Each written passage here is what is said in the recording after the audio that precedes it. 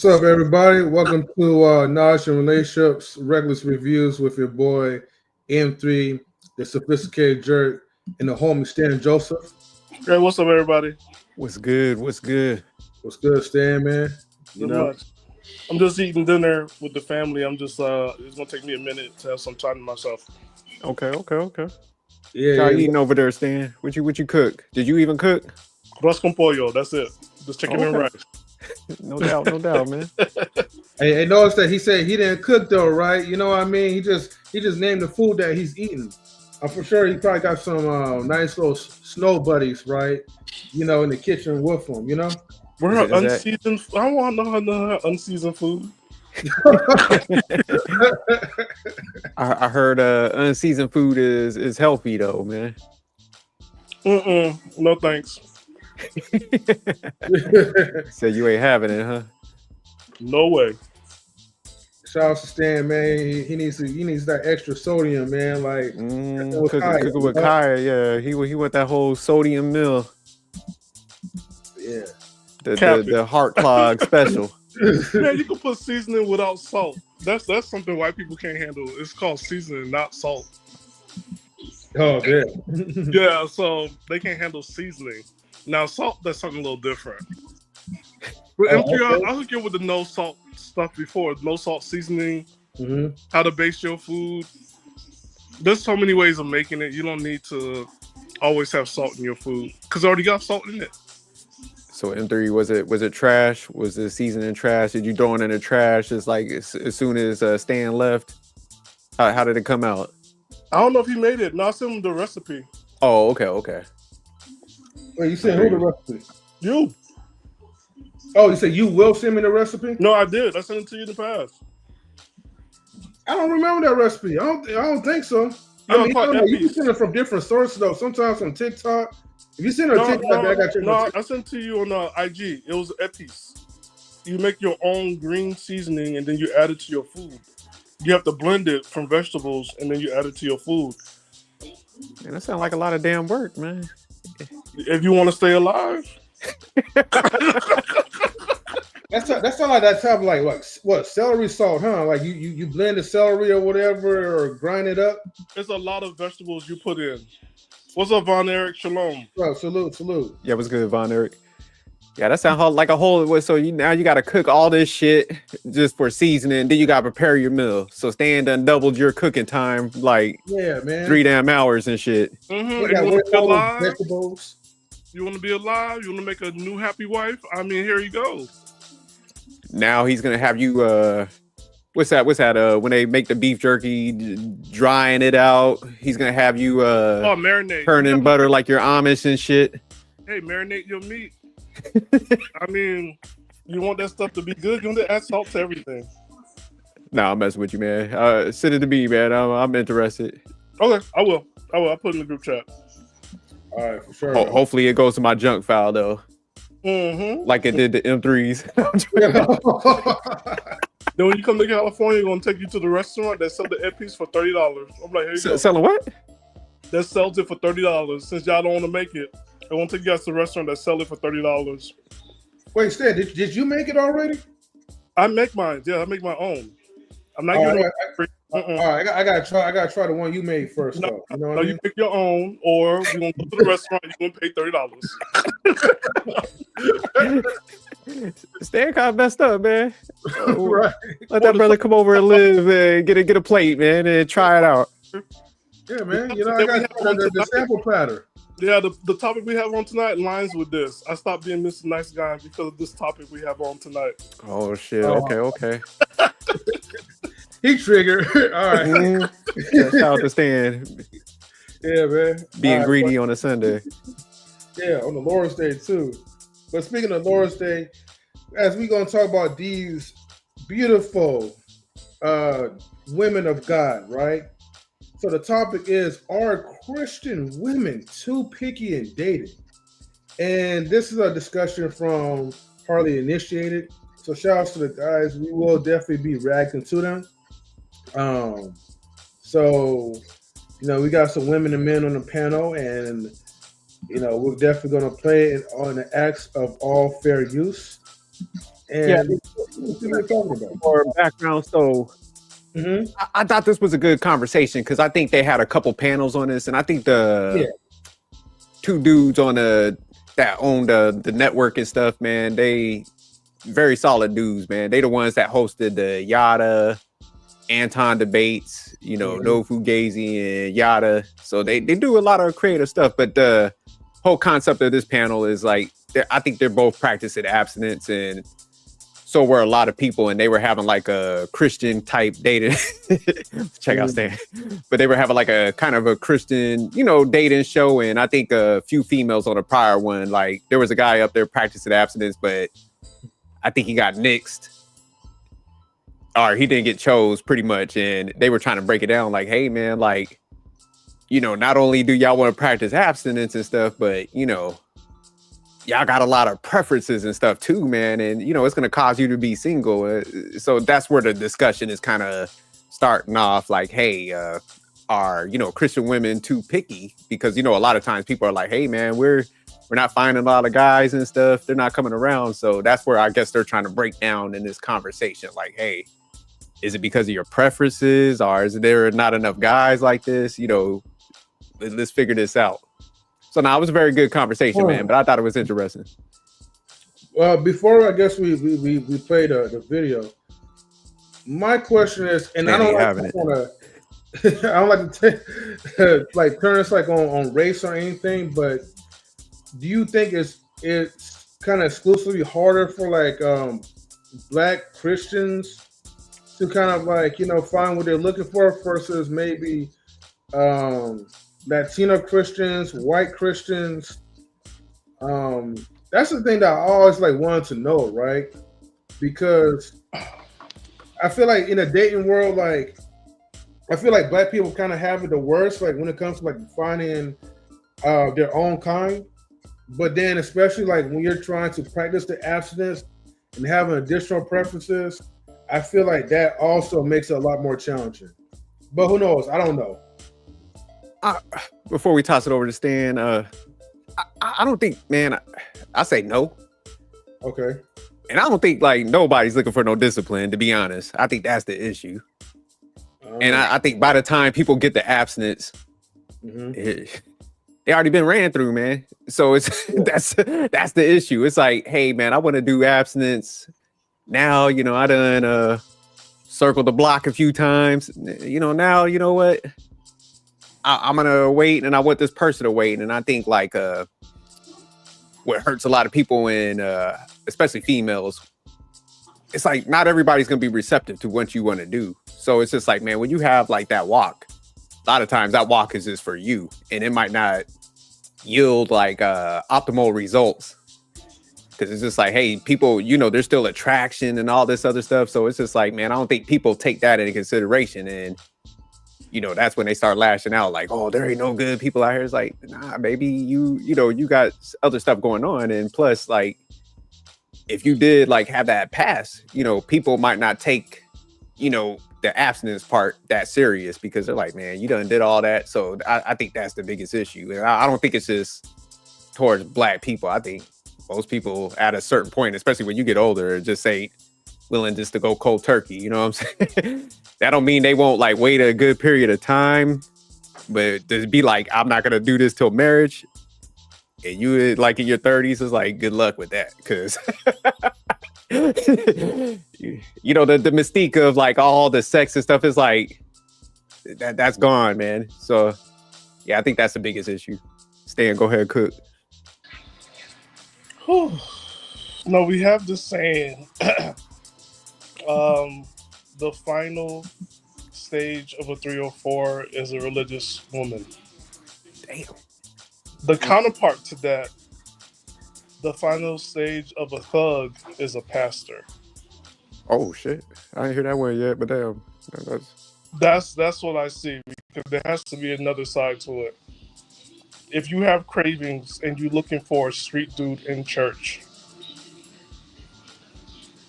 you still have the craving for what you want. Can't tell you what you want is sin, right? Because that's not where we're at. The same thing, you can't tell a guy who to date because he's not, if she could be a woman of the Lord, but if he's not sexually attracted to her, he's just not sexually attracted to her. Um, that's how it is. I mean, that's it. Hopefully, people could understand that attraction is also important, but a lot of times in church, that type of subject matter get looked down upon. And just to piggyback off of some of that, Hmm. I really don't think it's like a discipline or like a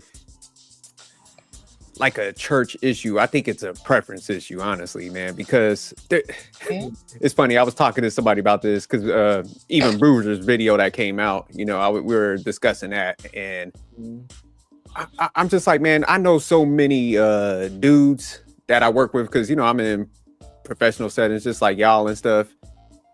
That will wait, but they have a hard time like getting women and stuff. They overlook, but like quiet guys got good jobs.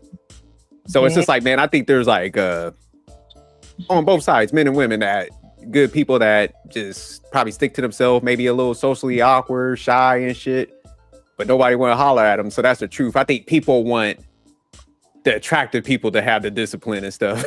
They want the attractive people to change for them and stuff. So I think that's really what this is. It ain't about like actually people can't find good people, disciplined people and stuff like that. It's just the person they want, the bad boy or the promiscuous girl, they're like, I want that motherfucker to change and be disciplined. Forget the other 5 girls that's over there or the 5 dudes that's over there that's just chilling out, ain't got all the baggage and stuff. So yeah, I think that's really what the issue is. I think a lot of times we don't look at the culture, right? The culture is like, if you grew up in church, you don't want somebody that you date in church. Like, you already been here, you've been there, and that's it. You want somebody outside that's not tied to the church. I never thought about that. In your family, yeah. And me and them 3, we went to a non-denominational, which I'll never do again. Mixed race, which I'll never do again. I need my church to be under somebody, a board of trustees, the Archbishop Catholic, and to be black. That's where I'm at right now in the stage of my life. I just need to be black. I don't want no more mixed, non-denominational. What I've seen in those places, though, it is like easier for the white and Latina girls to get married than it is for the black girls to get married. And that's what I've seen. And then when you look, on the panels before I said it, like, it was so rare to see a black on black couple. And it's not, and also like, it was showed in church, it showed in school, it showed at my job. And it just, like, here in California is so frequent when you see somebody black on black, and it's like, whoa, where'd that come from? I forget my own parents are mixed black and they got married. But, I just, you just see it in front of you all the time. I do see it like black women are upset because it does reflect the world inside the church. I don't know what needs to happen culturally to change that. But, when people say preference, where you get your preference from if you've been isolated and celibate? So, have you been beating your meat to corn, to adult educational materials? So, I mean, that's what we come down to, because, like, there's other stuff to sex that's never talked about in church because we always get shamed for it. So, let me ask y'all a question, man, because I know y'all was heavily involved in the church for a minute. Do y'all, because I know Stan kind of was hitting on a little bit where you're like, man, I don't really want to date somebody that's in my church. Do you think maybe a lot of guys have pause for like Christian women, because it's almost like one of those things like, hey, man, if I get with a chick in a church, not that I don't want to have like a relationship with God, but I ain't trying to go to church like 8 days out of a 7-day week and shit. That's not it. That's not it. It's the stress of everybody's in your business. Everybody's in the mix. It's kind of like you in high school. Oh, okay, I got you. For me, that's what it was, and it's just a nightmare. I don't like that. Even when I was in high school, I would never date anybody in my same high school. I date outside. When I was in college, I dated older women or women that was a different campus. Like, I go to San Francisco State, she in UC Berkeley. I would not date anybody in the same So Stan, is it because like the females embed themselves so much in the church where it's just like, with me, I'm gonna go get the word and I'm leaving. I might say hi and bye, but is it because like females are so like involved in it where it's just like that, like you said, people know everything about their life and that type of It's not the women, situation? the men are too. I mean, that's the Oh, thing. okay. Like because you're equally yoked, it's like, and also there's leadership and you exercise leadership at church. The thing about dating in the same campus at church is that everybody's everybody's talking about you. You become the it couple. I don't like attention like that. Um, I just want to have a relationship with just me and her. I don't want a whole bunch of people like, oh, I saw Stanley at 24 Hour Fitness. I saw Stanley putting up a gas and she wasn't there. I'm like, no, motherfucker, like I just gotta work. How's she supposed to you? You mind if I And kind of like add on stuff to like that? that. Mm-hmm. It just gets annoying. It's like, yo, like Yeah. I don't think about or have to do everything concerning her. Like, yo, I'm just here. Like I'm trying to live my life and that's it. And I'm going to church. I need to go ahead and put gas. She has a car. She got her own life that she needs to settle into. And that's a part of it. Like when you date in church, you don't want everybody in your business. And here's one thing I'll show proof before anybody come up here and say lies. Mm-hmm. There's certain times where your pastor was single, and next thing you know, you hear that he got married or he's going to get married, and you never met the woman. You know why? Because your nosy asses were going to be in their business, and they made sure that she was away from all of y'all so he could concentrate on them, and so he could get married. And that's how it's supposed to work. Because I will never in my life ever again date any woman in the same church I'm attending. It would never happen. Go ahead, M3. Yeah. Just to add on to that, right? Pick it back off of Stan. I mean, he's definitely right per se because, and I could break down like a lot of things, man. Like as far as like well, just church people in general. But I'll start off with this one. A lot of guys, right? Um, even that don't go to church, most of them will tell me, well, it's not worth trying to date a church girl, even if the girl is in your church, because you have to go through so many hoops and hurdles. Where like as like okay, you find someone that's outside of church, you could easily be intimate with them, and you could actually have a connection. But people don't want to say this, but there's a lot of rules into it because for them, they're looking at they're trying to be as righteous as much as possible, but at the same time, you're also dividing the laws of nature as well too. So there's church girls that will tell you, "Hey, I cannot be alone with you by ourselves," but they wouldn't mind like being in a car with you or going to like some other place where you guys are alone, but more like in a public type of setting. But if you try and bring them to your house or whatever, it's like a no-brainer. They can't do that. And yes, Dan is right as far as like, also right about you do have people in your business that will try to tell you how you're supposed to date and how you're supposed to interact with your own partner, even though you guys already know each other and have that connection. And then lastly, sad to say, and this is kind of like me, like just being like kind of like an outsider of things, but still going to church. You'll be surprised. There are people who've been connected, who've been knowing other church members for years, or they've seen them around for years, but they don't really have that genuine connection. They'll still date, get married, all that other things, but they don't really fully know each other because they haven't really met the real side of them.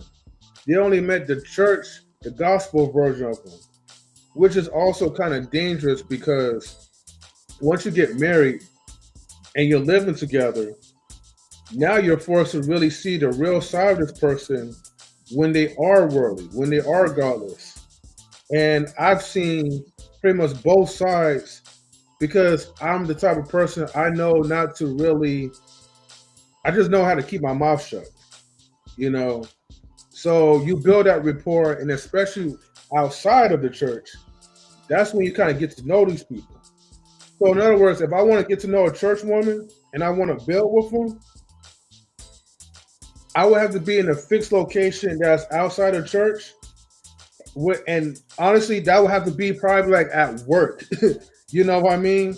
Because that's the only way how you're able to get to know this person when they're away from the church congregation and they're able to kind of let themselves down around with, other people who are so-called quote unquote worldly. Okay, so it's almost like you said you meeting that chameleon, or not the chameleon, but the representative, and it's like everybody kind of guarded because of the environments and stuff. So you got to kind of, be all uptight and stuff because of the pressure that comes with that. So that makes sense to a certain degree when y'all talk about culture, because culture, as far as like, Black maybe versus I guess other cultures, because like we go to a mixed congregation and everybody come in, get their word, and they be out. So it ain't too much like intermingling. I know they do have like certain things, but it's like seem like they keep the gossip mill to a minimum. So yeah, that might be the difference a little bit, where I think at some Black churches, because I remember the old school ones I used to go to, them things be like 7 hours. You done gotta eat breakfast there, lunch, dinner, offering plate coming 8 times. So yeah, the white ones, they be like 1 hour. They be like, look, 1 hour. They might have some churros or some shit. What? They like, take that on your way out. Like, peace. Well, SJ, it's now 30 minutes. 30 minutes or 45. Oh, shit. Okay. That's what I go to. Hey, look, and that's how I like it. Keep it nice, short. Keep the gospel simple, and we'll come back and learn another week. But yeah. Okay, then. No, the good questions, man. Right. But yeah, this is the premise of the topic that they doing right now. So I thought it was very good, man. So yeah, I wanted to chop this one up with y'all because I know y'all like just came out the call. I mean, your church. Yeah.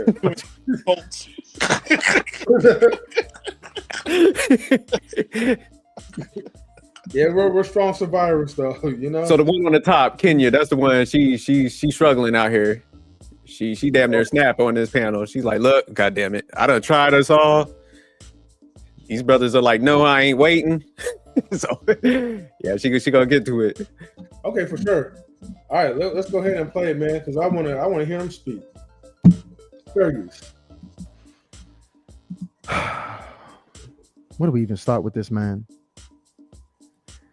When it comes to this abstinent thing, you guys seen how it went down on Harley and Love. My brother communicated he was abstinent and he was immediately disqualified. Should women immediately disqualify men if they are not actively practicing abstinence? Let's start there. Hold on, hit pause real quick. Listen, just pop it off. Hey, look, by the way, this is right now we at a dinner table, we having a conversation. I want to get y'all take on that before they start answering.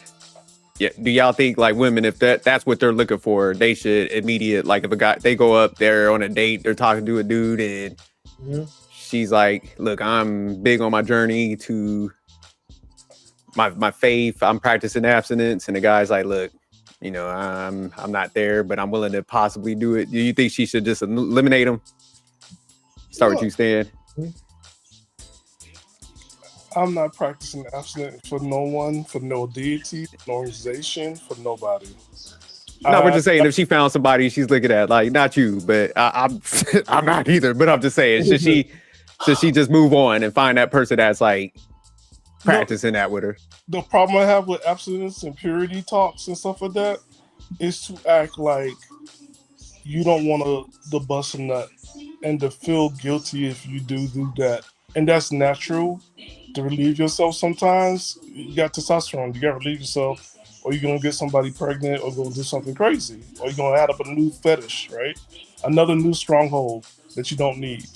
And that's like the real talk, because I like the real talk is how do you relieve yourself? That to me is much better than like, hey, are you abstinence? Because like, what does that mean? Because every church have their own version of abstinence. Like some churches, you can hold hands and you can go kiss. but you can't bump and grind. Some churches just see bump and grind as nothing, as long as you guys weren't naked. Other churches, they don't even want you to communicate or look at each other. So for each church is something completely different. We're just talking about the individual, though. That's what I'm saying. So if she's looking for, say, like abstinence, should she have to ask those questions? She has to ask those questions because it's such a, it's up there saying like, your car got 4 wheels, or do it not. It's like, yo, of course it has 4 wheels. You got to ask those questions because like, it was like, I forgot, it was like one guy who wrote the book To Kiss No More. And to come to find out while he wrote this book and he preached about abstinence and everything, he was out here in these streets fucking. So like, okay, like if you were like the mentor that I'm supposed to look up to you about and all this stuff, and like I told you read your stuff, and I'm reading it, like everything that he talked about in his book, he felt guilty that he kissed a girl on the cheek and he's mislead her and everything. It sounds romantic to a lady. For me, I'm like, are you kidding me? You didn't like tongue kiss or anything, you just kissed her on the cheek, right? Okay. But this big deal in his book. Then to come find out, like, yo, you've been doing all these extra activities. I'm like, okay, I now have to dig a little deeper because, like, do you want me to be pure just for you? I'm sorry, I come with a history, a sexual history. So, like, no. And that's what I'm saying. Like, these questions are kind of like misleading. Oh yeah, and he did, and I am the single one. Like, he did confess to it.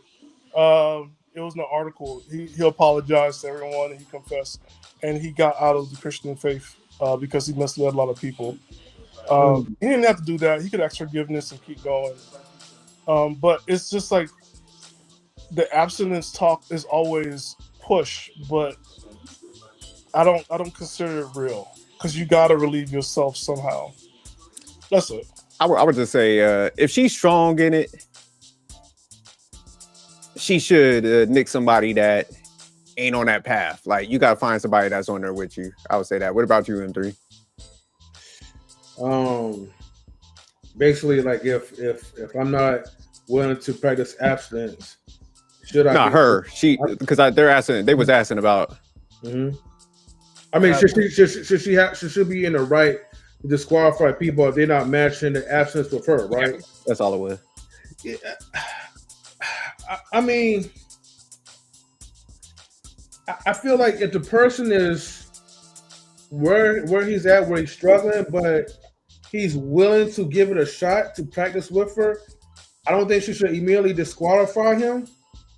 But if she really feels strong in her faith that, hey, she really want a solid dude, a person who already has that type of conviction and is like-minded with her, I mean, if she chooses like to disqualify, I mean, that's on her, and that won't be nothing wrong with it, because you still want to be like, equally yoked. But just know, I feel like the whole abstinence thing, like, honestly, church people still will find a way to cheat. You know what I mean? And when I mean like cheat, I'm not talking about like be like, adulterous or whatever, but they're gonna cheat as far as like, yeah, you may think that you're practicing true abstinence by being celibate, but in actuality, you're gonna find some type of mechanism, some type of toy. Maybe you're gonna find a certain formula, to help you out during those hard times. Because you gotta try to find a way to release somehow, So I don't know, man. It's a little tough to really be fully abstinent or whatever to practice that. But shout out to the ones who literally put that in practice. Okay. I think Sister I Am was one of those people who practice abstinence. Oh, word. All right, we get back to the video. I just wanted to ask that question before they start breaking it down. All right, for sure. All right, let's go ahead and play it. If we need a moderated, or you might hear this, if it's getting too crazy, I might even celebrate, right? But yes, we can, Tar. Want to go? I'll start. My sister Kenya. Go ahead, Kenya. Okay. Oh, okay. So when we started talking about this whole abstinence thing, I think I feel like what I was really trying to address when we were talking about this abstinence conversation is the fact that like it's not just like, oh, I'm just trying, like I just don't want to have sex. Like I'm for me personally, I'm not wanting to have sex before marriage anymore because of my like legit my conviction. This has, like you guys mentioned earlier about, past traumas, and yes, women do have past traumas and all that. I have past traumas, but that is not the determining factor as to why I am abstinent. Like I really am abstinent because I really fear the Lord. And Hold on, wait. Can you? I want to make sure. I just really want to make sure we answering the question, because this can really go somewhere else. Especially we have a big panel now. But the question really is: should we be disqualifying men? Oh, disqualifying. Okay. Should we completely disqualify men if we find out that they are not actively practicing abstinence? For someone who is looking towards marriage, I mean, for me, that is, I mean, I just feel like Say what's on your heart. Don't say what's on your heart, Kenya. And start it with a yes or no, and then say what's on your heart. I feel like when we was on Harley in Love, we would have been like, everybody would have been saying yes. For me, yes. It is disqualifying for me to take this man serious on considering a path towards marriage. For me, yes, it is. Okay, so we automatically yes, we should automatically disqualify men if they're not actively practicing abstinence. Got it. For a single situation, for me, yes. Yes. I get what you're saying. Dozy, I'm gonna let you go next, brother. You was on here. Go ahead, Dozy. What's your thoughts on that?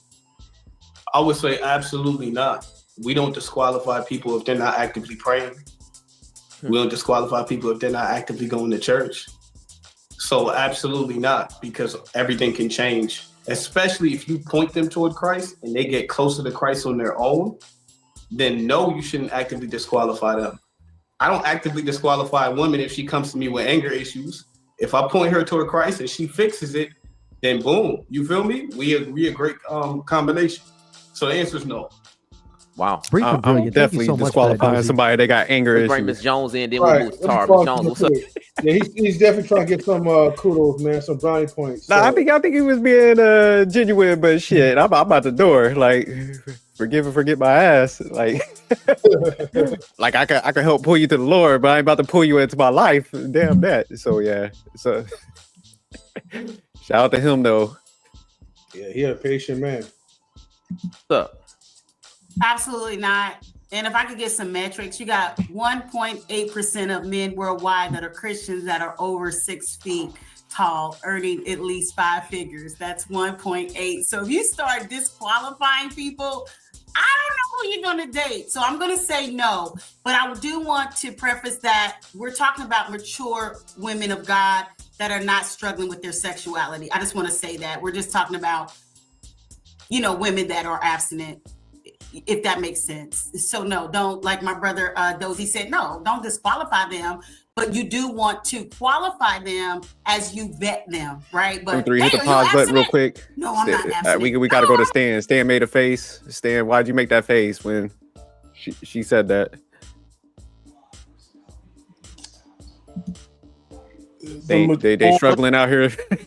I was triggered. That mature talk does not alleviate the fact that you are still out here trying to date because you don't want to be alone and you want to get married and you want to have sex.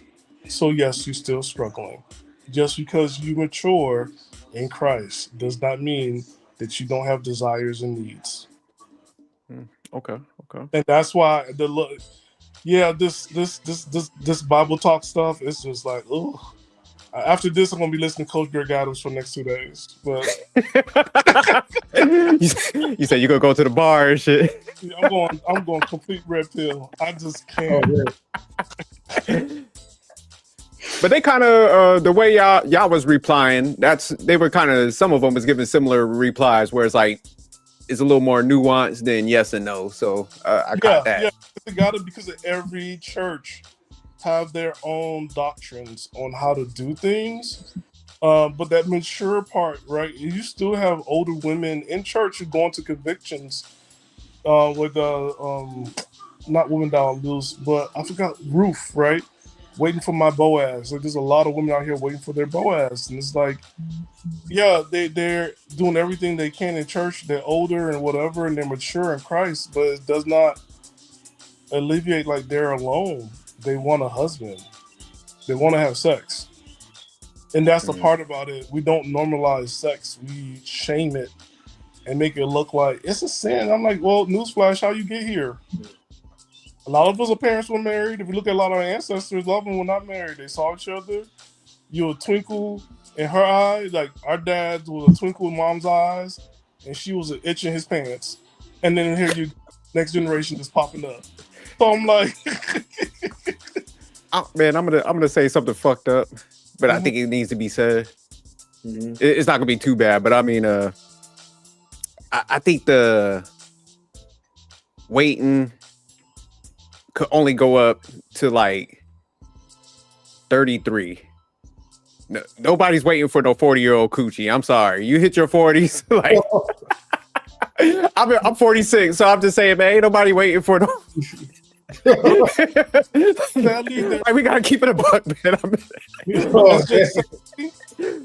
There are people out here who are still single, still waiting for that new brother to come inside the church, still hoping that he looked like some kind of Tupac coming in, and or he just came out of jail and he depending on Christ and everything else. Don't want to watch no games, and he knows the word and everything else, and then they're hoping that they get picked. At the same time, he's going around, trying it before he buying it. Another Derek Jackson brought to you by. But it's like, man, I don't think you should be out here wild. But I'm just like, man, I think, yeah, people ain't gonna be waiting for no marriage, man. Because I think, like, man, by the time you get to a certain age, you're more guarded. So you might get married again, but that is gonna be so long of a path that you're like, yeah, my marriage for me might be like 3-year journey. So it's like, I ain't waiting no damn 3. SJ, they're less guarded because you have been waiting and you've seen people gotten married. You're now questioning it, and you're like, yo, it's been so long. Is it going to happen for me? And nobody catches me, so why not? Why not go ahead and meet this dude and get my, Mario Brothers coins knocked out? It's like, I mean, that's the part of it. Like, we're not being real because while you're up here waiting for the man of God, and you're waiting for the man of God to come out and to always be holy, and it's like, okay, whatever. It's like, yo, like you passing by a lot of guys in church, and these white girls, these Latin girls, they ain't waiting. They're like, yeah, go to another conference. Okay, let's go. I like you. Let's keep on going. You know what I'm saying? They ain't gonna be waiting because nobody wants to sit down and wait all the time and think like it's competition out here, even in church. No, that's what I'm saying before, man. I think there's people that will wait, but they probably don't look the way you want them to. That's the issue. That's what I'm saying. So, and on top of that, it's just like you said, it's just like, I think if you meet somebody like that, almost to a degree, if they really like you, they're almost be pushing you. They'll be like, look, man, we on a timeline. We got to get married by like 2 months, so that's the scary part with it, where that's what I'm saying. They're going to be like just jamming you into a timeline. So, Sister I.M. says, is that in the Bible though, Mr. Jerk? And I said a lot of stuff's in the Bible. I mean, I'm gonna, I'm not scared to be like, hey, man, I'm off base on some things. I'm not gonna follow everything. Right. So that's just the reality. And then Liberty Twisher says, but there's something very respectable about a woman who is not willing to compromise. They see how faulty most marriages are, and they want to avoid it. I mean, yeah, they could avoid that, but most men is going to avoid her.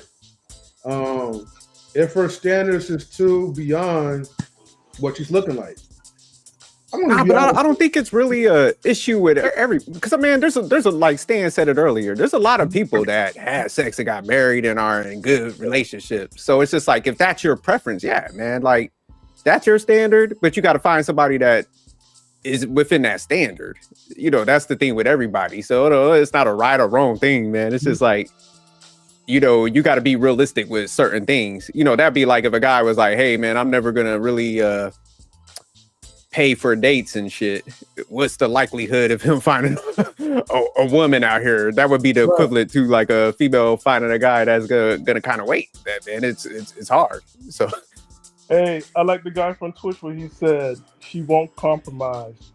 I won't help everybody else understand what that word means.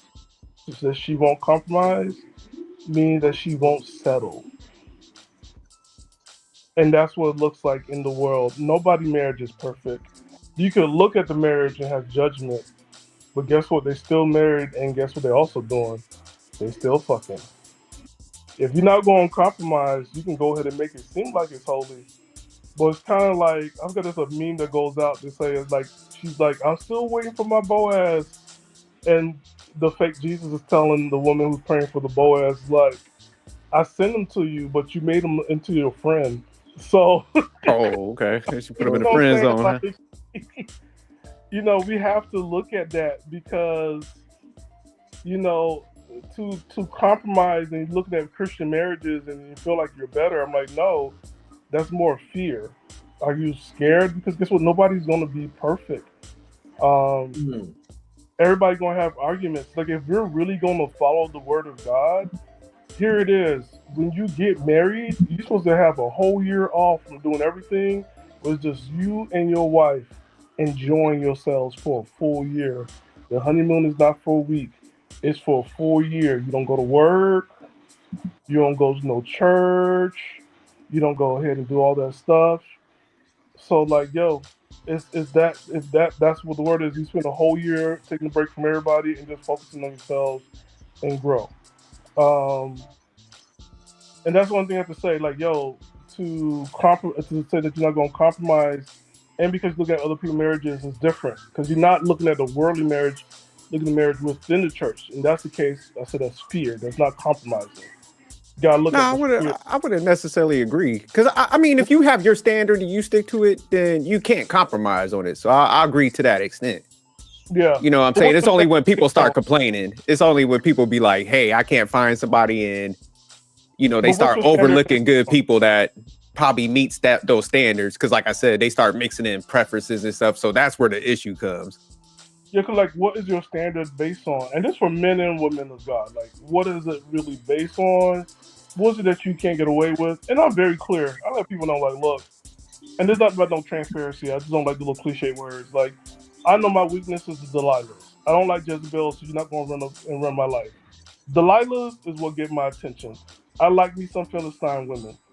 And that means I like non-Christian women, because Christian women just drive me up crazy. I just don't like them too much. It's a little too religious for me, and it's like, it's not real. So I do have to find a balance and check myself, right? But that's the whole part. Like, you just gotta be real with yourself. But I'm not gonna act like I'm being virtuous and everything else with it, because I know what I like. I know why I like it. But this is my own personal walk, and I have to battle this every day. But I'm not gonna sit down and say, because, you know, I'm virtuous and holy, skip that stuff. Hello, comrade. What's up, comrade? What's good, comrade? But yeah, we get back to the video. Shout out to Liberty Twitcher though. Good responses. Yeah, thank you for that. I would just say this though, right? It's just good to find a woman who is spiritual but can be balanced. I think you find somebody that's spiritual enough that has the awareness and the righteous virtues without going through the whole spiel. But then again, I'm not gonna lie. I have and shouts to B-Eazy Dat Dude. What up, my brother? What's good, B-Eazy? Yeah. What we cooking, man? We cooking up on some religion stuff, man. So we talking about Christian women. Are Christian women too picky for dating? I'm gonna send a link, man, so you guys could, like, you know, come up if y'all want to. The link will be posted exclusively on the YouTube chat. So definitely join Knowledge and Relationships live on YouTube if you guys want to join in. But what I was going to just say is that, like, I have a really good friend who, although she doesn't really see herself to be religious, but a lot of people do.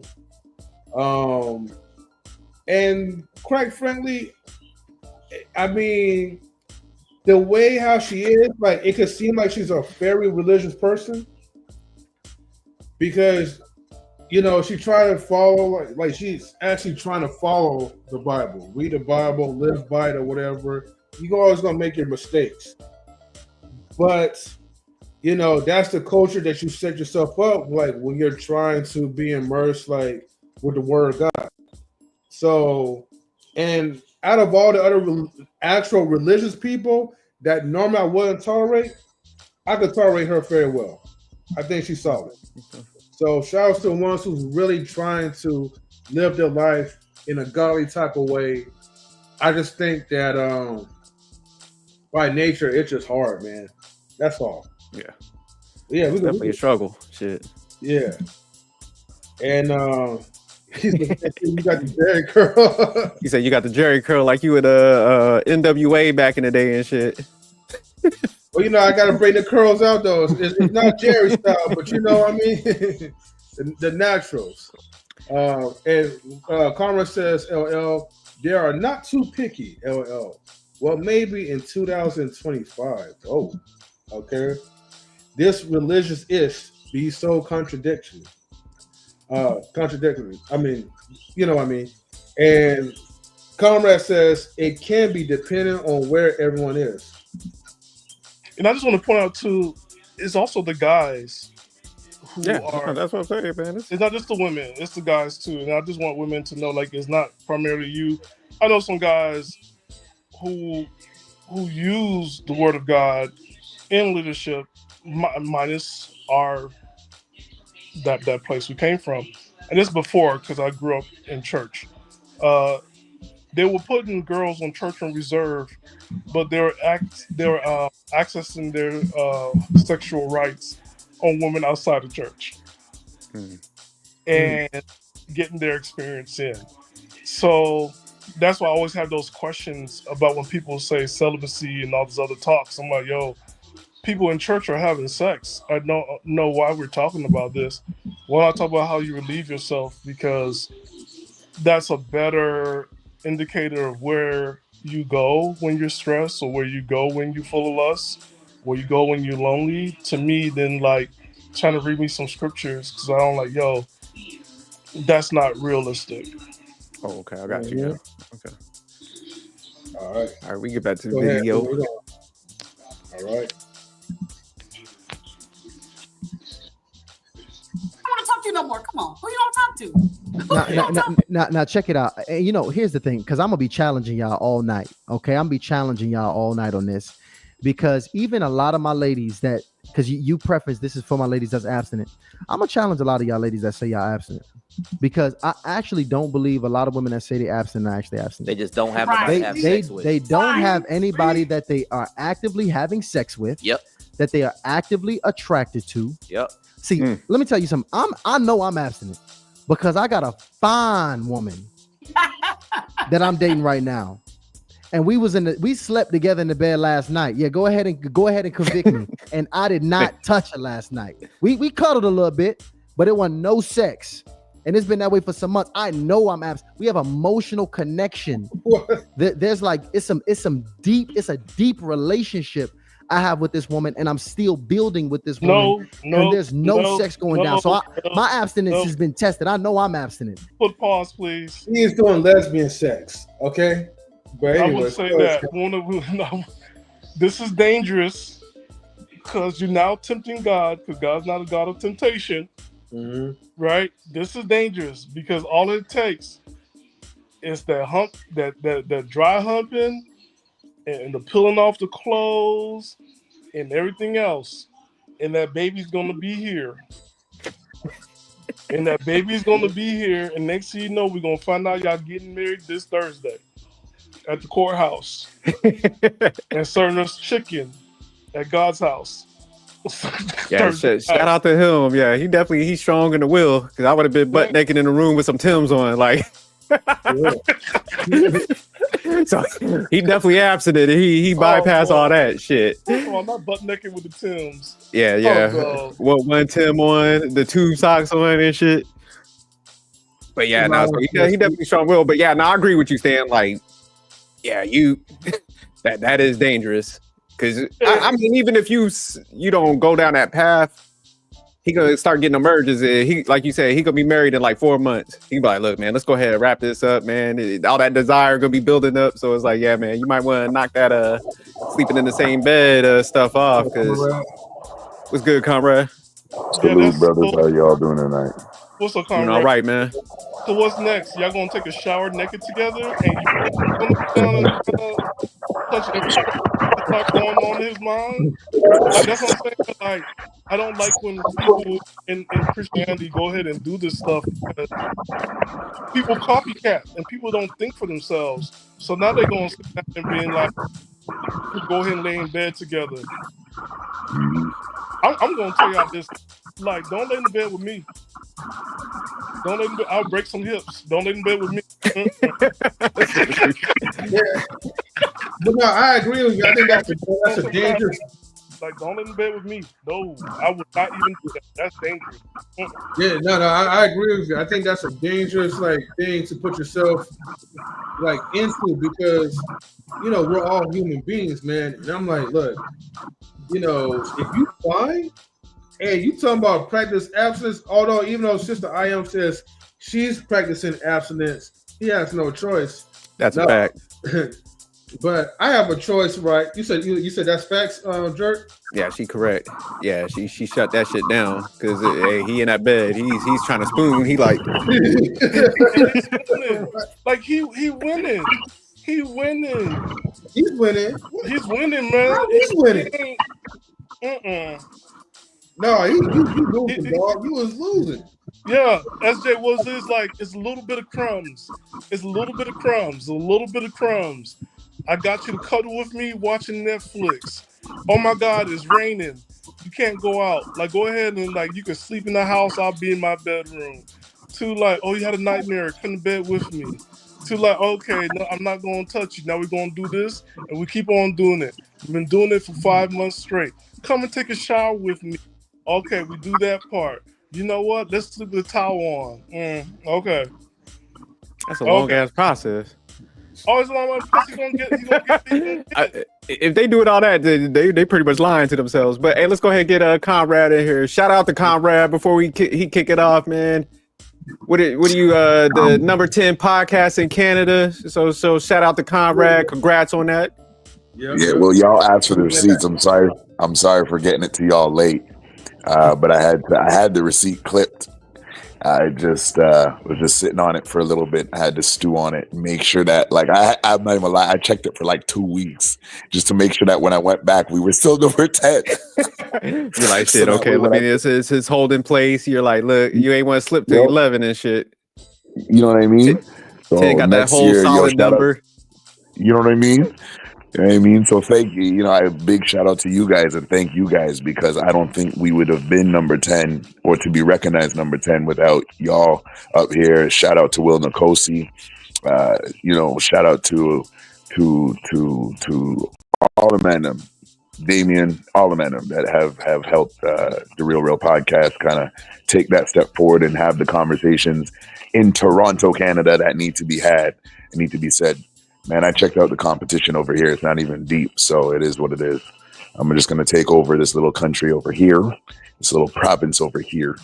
No doubt, man, this conversation, I agree with what Stan was saying because I've lived it, right? I've lived both sides of it, right? Before I met my wife, and especially being a church musician, I can play piano, I play organ, I can play the drums.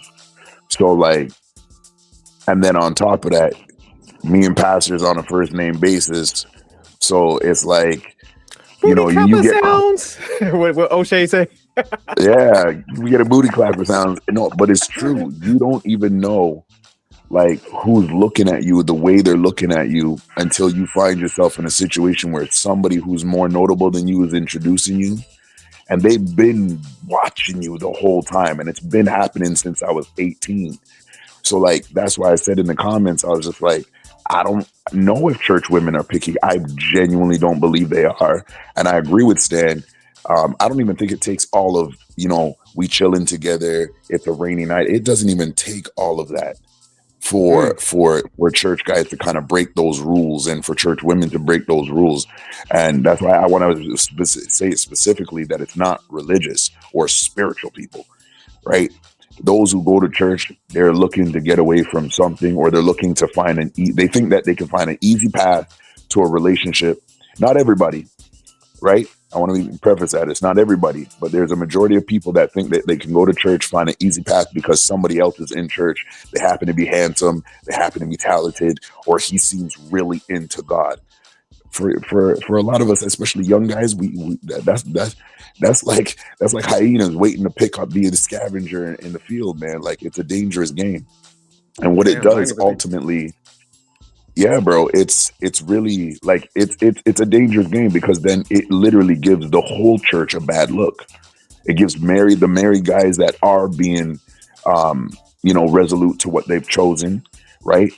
And some places, and man, it could all reach the pastor. So, I mean, these are dangerous games that people playing, and I've been on both sides, right? Before I got married, I've been on both sides of that track. I've been the guy who's sitting there praying while we praying. You know what I mean? But then I've been that guy that's like, okay, what am I doing no, they have a lot of choice. That's the problem. And the problem I'm going to disagree with you is because the same thing like secular women who don't go to church, who don't subscribe to Christianity or any other devout religion in that regard, they skip over the guys they should be focusing on. The guys that will actually make honest wives out of them and be honest with them, they skip over them.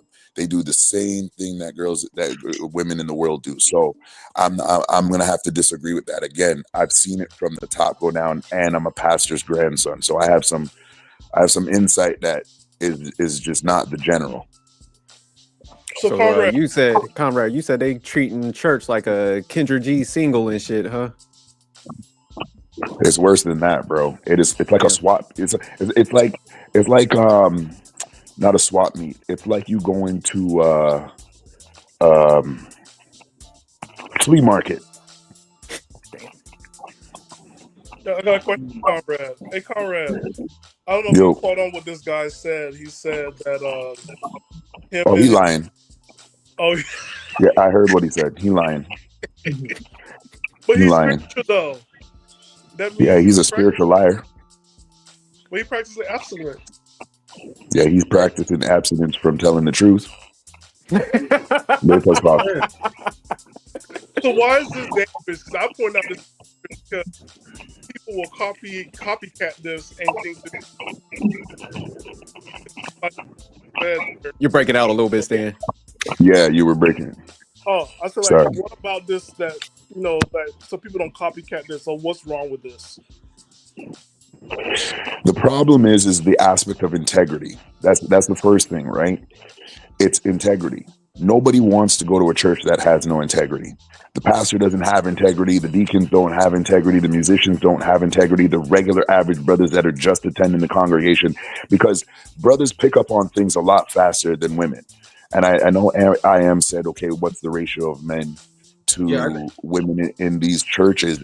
It doesn't matter, right? And the reason why the ratio doesn't matter is because it's exactly like the world. You have a 2-to-1 ratio in general society. You have a 2-to-1 ratio, a 3-to-1 ratio in church. So it's not about the ratio being, because with the same way we encounter the plethora and the overload on the streets, it's the same in the church, right? But it ruins the integrity of the church. from the pastor right down, and that's a problem because they're supposed to be guiding people spiritually.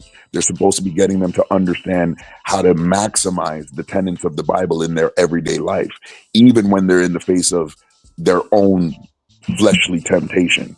Everybody like booty, everybody like breasts. We got women out there who love guys' butts. It is what it is.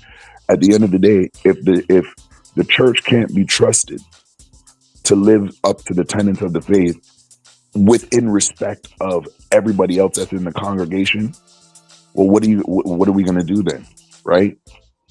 You're liable to be questioned on anything else. It's just, and so that's the first thing that it does. Okay.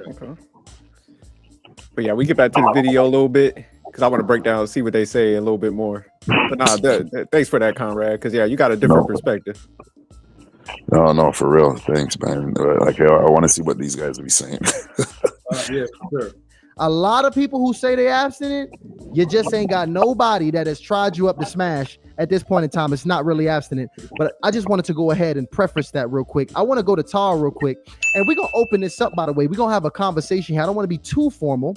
But Tar, what's your thoughts on this? Should we disqualify every man if he says that he is not abstinent? I mean, I think my sisters forget our job as the helpmate. I think we forget the fact that every man you meet is going to have an imperfection or something that he has not worked out or worked through. And you are the instrument to help to get him there. And abstinence would be one of those things where you say, oh, you have never practiced that purity in your body and not living sexually immoral. Well, I'm practicing that and I can help you. I can guide you there. There's a lot you're going to teach a man in a marriage. And that's one of them. You know, when I met my husband, I was a virgin, he was not. And I said, well, I don't do that. And he said, oh, okay. But he had already had 4 sexual partners before he met me. But he had amazing other qualities. And he's also not 6 feet tall either. He's at best 5'10". Y'all really need to get it together. The average man in America is 5'9", which means that most men are under 5'9". And then you have the average at 5'9". I don't even entertain that foolishness. But our job is to help them in any area of weakness. All I need is a yes from him. Do you want to learn this trait? Would you like to come along? And I'm the lady that can teach you. I'm the lady that knows how to do it. And I ain't lying about my abstinence. Hold on, Tara. Hold on. Let's stop right there. A whole conversation popped off because it went crazy. I don't teach no man nothing. He better be doing it for God. He better not be doing it for me. He better already have prepped and worked on his abstinence before he already get to me. So for the people that say that it's not my job to lead a man anywhere, it's not my job. He needs to be led by God. Okay, give me some context there, because see, that's the thing about this is why this is a hard conversation, because there's truth in that statement. I want to say something to Kenya. Wait, hold tight. Hey, hold tight, Kenya, hold tight. So Kenya, I just want to say this real quick. Kenya, listen, the opinions that are expressed on this panel, as well as Tyshawn and I, have nothing to do with you. Oh yeah, this has nothing to do with you. Yeah. So don't take no personal offense to this. No. This is honestly, this has been said before you even came on the show. We've had another young lady before you even came on that denied another brother for the same reason. So this is well beyond you, Kenya. You are just literally at this point the personification of this mindset. Well, go ahead, sweetheart. And also, Kenya, I just want to say this because I knew you were going to feel attacked. This is not about you. I wish I was you. Like back in the day where somebody could give me this information. God loves you so much, girl, that he put you on blast so he can give you some more. Can you hit pause real quick? Because I got a question for Conrad. It was the one we responded to earlier. So Conrad, say like if a female's on like a journey of abstinence and she's pretty strong with it, should she nix a guy if he's not abstinent, but he's willing to go on that journey or something like that? I think that's what they was asking. If she's smart, she won't entertain the conversation, not even for friendship. Okay, that's what I was saying. I was like, I think If she's she's rejected smart. also. Okay. Why you give that position, if you don't mind elaborating a little bit on that? Again, okay, so like personal experience again, right? Again, it's like put it like this. It's like walking up to a basketball court and you're not the star, but you can tell that because they've been running for like 2 hours straight, or you about to come in and eat. Right? The problem with this is while some may be practicing abstinence, truly, they're still entertaining conversations that have their mind in a place where they're wondering, and they it's starting to develop that itch. And the problem is those two guys might have not got through, but they can't guarantee that the third guy is not going to get through. And some guys, like I was very good at picking up weaknesses. So you can sit there and be abstinent with me all you wanted to, but I could pick up on it. Now, because I didn't want my name being dragged in the church, I made sure I dealt with women that were outside of church, because they appreciated the fact that I went to church. There was some morality there. But like the girls in the church, again, making that same mistake. I'm abstinent, so he's going to be abstinent. You can't control that. Who told you that? The Bible says that the heart is fleeting, is desperately wicked above all things. Who can know it? So if the Bible itself tells you that, how can you, in your abstinence, control a man, whether he's abstinent or not? You can't control him. That's a dogmatic mindset that's not really good. Yeah, so they're kind of giving her pushback, and because when I was watching a little bit before, I was like, man, I kind of actually agree with her. I was like, man, if that's your journey and you sticking to it, man, you better get somebody that's like on it, not thinking about it, because that temptation stuff is serious, you know. So I don't think you put yourself in that mix. So I do agree with the one female, man. I'm like, you could give people words of encouragement and point them in the right direction, but this is what we talked before, Stan, about the forgive or forget. I'm like, nah, you give people advice, but you don't bring them in your life. Like,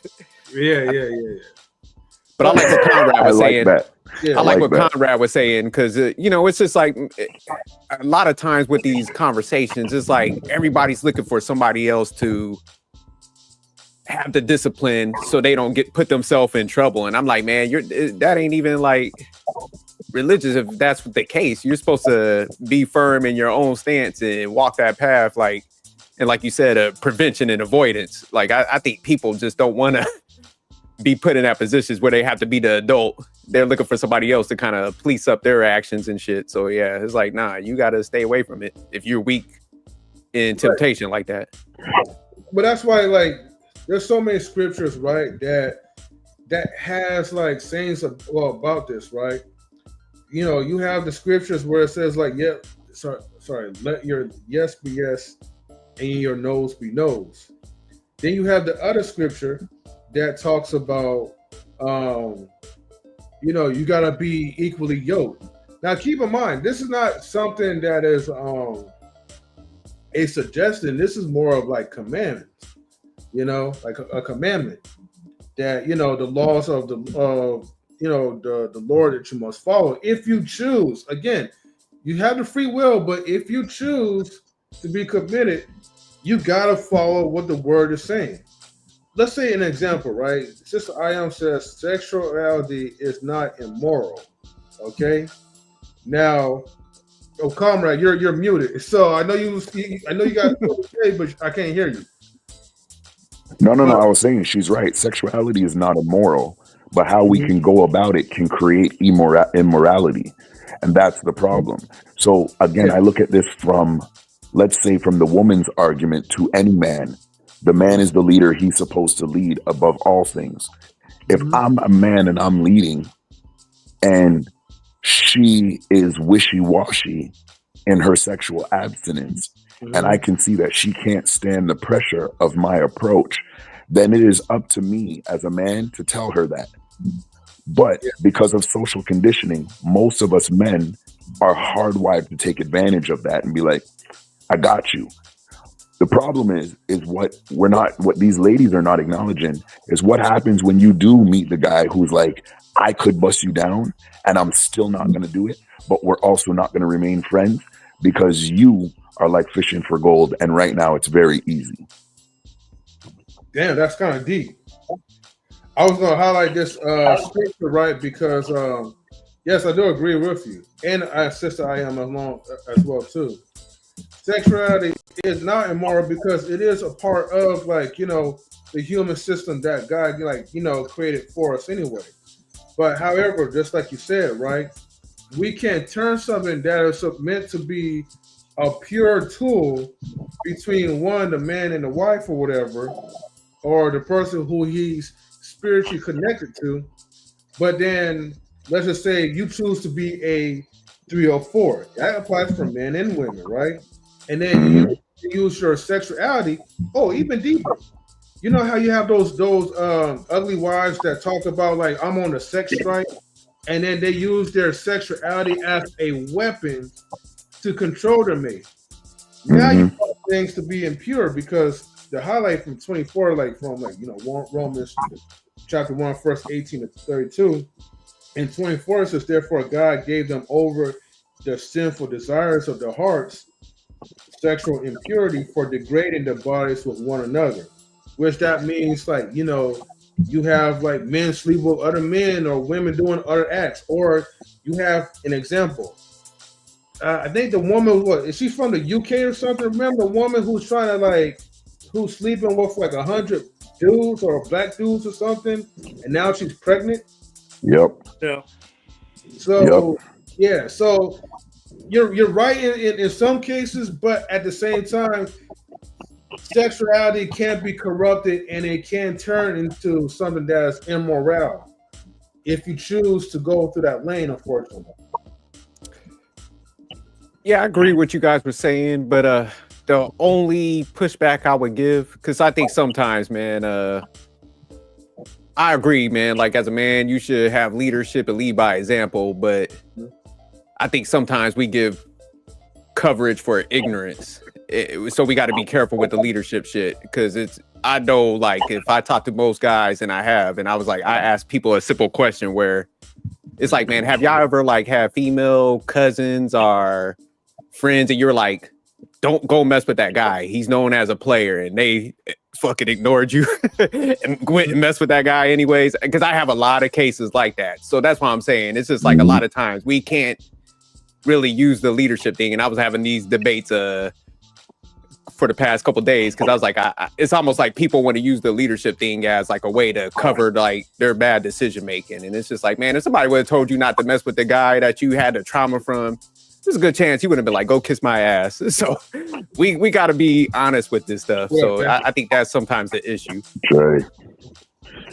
Yeah. I like, the thing is like a lot of these women, they don't really stand a chance. I'm just gonna be honest about it, right? Like, again, I'm looking at my sphere from 2002 up to now, and I don't know too many women that have been able to withstand the pressure of a man who is on his path to finding God and finding truth in searching for God, but he's a well-traveled man. You get what I'm saying? Like, he's been out in the streets. He knows how to get it whenever he wants. He knows how to turn it on, turn it off. Like, you see these ladies, they're not talking to that guy or those guys. They're not talking to the guy they're talking about, the little awkward guy that maybe have got it like once. You heard her say 4. What are you talking about? Most of us that done come through the church, we passed 4 since high school. Come on now. And it doesn't mean that we're the best looking out there either. So she's still operating in a sense of delusion where you can tell, like, she may have experienced some things, but she wanted to protect her reputation. I mean, that's my opinion. Okay, I got you. What's good, Jay? Shout out to Jason. But yeah, we get back to the video though. Nah, thanks for that response. Cause yeah, I was thinking we asked that earlier, man. So I like how you broke that down. Cause yeah, I was thinking a similar one. But yeah, let's see what they. Hey, on a side note, the woman to the top. Well, hold on, let me blow it up real quick. The woman to the top left, I ain't gonna lie, she looked like Lola a little bit. I wonder if she's from Baltimore. Shout out to Lola if she's ever around. She do kind of look. You remind me so much of me. I was like, I am My not bad, going to Jerry. teach a man about What you say? No, I said she do kind of favor her. Yeah. All right. We're not about to do this. We're not about to. That's not, but that's it's not even. Let me just finish this. I'm just talking about me. I was like, we're not about to go through the Bible, Genesis, Exodus. No, I was absolute. And I remember when we were on last time, you were like, no, I'm not the disciple. But when we are open to God's plan for our life, we take the back seat. We're not talking about sin, But what we think that we won't do, God will put you in a place. You'll be like, oh God, I didn't know. That's all. So it's not about you. I do believe that literally, Kenya, God loves you so much. I believe this is an opportunity for you to glean and to be honest about what you're saying, because there's a lot of young women that feel just like you. So I don't want you to take away what you're saying. I want you to stand on business, but at the same time, just consider the old heads. We didn't live a little bit, just a little bit. We didn't live a little bit, and we're just trying to offer another point of view. That's it. But if nobody's attacking you, you're a beautiful young lady, and you should stand on your principles. I just want to say that. Thank you, Ms. Jones. Go ahead, Tara. And Kenya was trying to get something out. I'm sorry. Get it out, Kenya. Okay, so two things. The first thing is, okay, if I am being, okay, maybe Dozy can also jump in on this. If a man is coming to me and he is wanting to, okay, because my mindset is I'm not dating, like I'm dating for purpose. Like I'm dating with purpose. So if a man is coming to me and he's telling me that he is actually like having sex, like he's actively having sex, and I am not, like, I'm trying to understand how that situation wouldn't put me at risk for falling into something that I don't want to do. Some men actually are very, very, can be very manipulative in a way. Oh yeah, I'm with that and everything. And then once they find a moment, they will literally cause you to fall if you're not careful. So I'm trying to figure out, okay, where do the boundary lines like come in when it comes to y'all when you all are saying that I need to pretty much come alongside a man and get him to understand why he needs to be abstinent. Like why can't his decision be because the decision I made, not even really for so much of myself, because of my relationship with God. Like that's what I'm trying to get across. Like this is not something like if it wasn't for Jesus, yeah, I probably wouldn't be waiting till marriage. Like I'll be really honest with you. But this is something I've decided to do for myself and for God. Like, and I don't understand why I cannot wait for a man to want that too. And it's not like it's something that is impossible. I know people at church that they have waited. Did they have a past before then? Yes, maybe not. I don't know. But I know that there are plenty of people at my church who have waited until marriage. So I know it's possible. And so I guess I'm trying to really understand why does it have to be that I need to like teach this man what to do to be my husband? And the second thing, about the whole height thing, I'm already tall. Like, I don't know, why I have to, why do I need to stoop my preferences down to 5'4" to be happy with someone? And when we clearly saw on the past live, the third guy turned me down because I was shorter than him. So why is it that I have a certain preference for height, someone being taller than me, but the man who I said, oh, well, you know what, I'll give it a chance, he ended up passing on me because I was too tall for him. So we're putting so much emphasis on we're putting so much emphasis on all these preferences that women have. And granted, I'm not asking for a man to be perfect. I'm not asking for a man to be have six figures or whatever coming in. I don't have that many requirements when it comes to these outward things or whatever. I'm more so looking at the heart. I'm looking at who are you as a person? Who are you showing up as privately and publicly? I don't know. I guess I'm really trying to understand a lot of that, what you guys are saying, and because it's not kind of adding up for me. Great perspective and question. Really great question. because I want to solidify the question here. How do I know that as a woman who's looking to abstain, that a man who's approaching me that is still actively having sex is not going to pull me down back into sexual sin and pull me back to my old self, back to my lower self, further away from God? How do I tell and evaluate his character in that way? Because Tar, you did mention the helpmeet role and how that works. Give me some context on that, Tara. Hit the pause real quick, M3. First of all, so I see her point of view where she's like, I should reject him because, like I said, just like Conrad, I agree with that. But then when she was like, why my preferences gotta kind of change a little bit, that's where she was off base. And I think that's where she's having an issue, because it's just like, let me ask you guys, if she's looking for a man to be abstinent, that's of like legal age, what's that percentage look like for the guys that would practice that? What are we looking at? Like put a percentage for that. Il3, start with you. I'm gonna say like 5, 10. 10 I'm gonna say 10%. For like maybe like 100 or something like that. I mean, the percentage is going to be small. It's going to be like 10%. If it's outside the church, it's going to be 2%. If it's inside the church, it's going to be, I would say like at least 50, really even 50%, 50 to 75%. In church?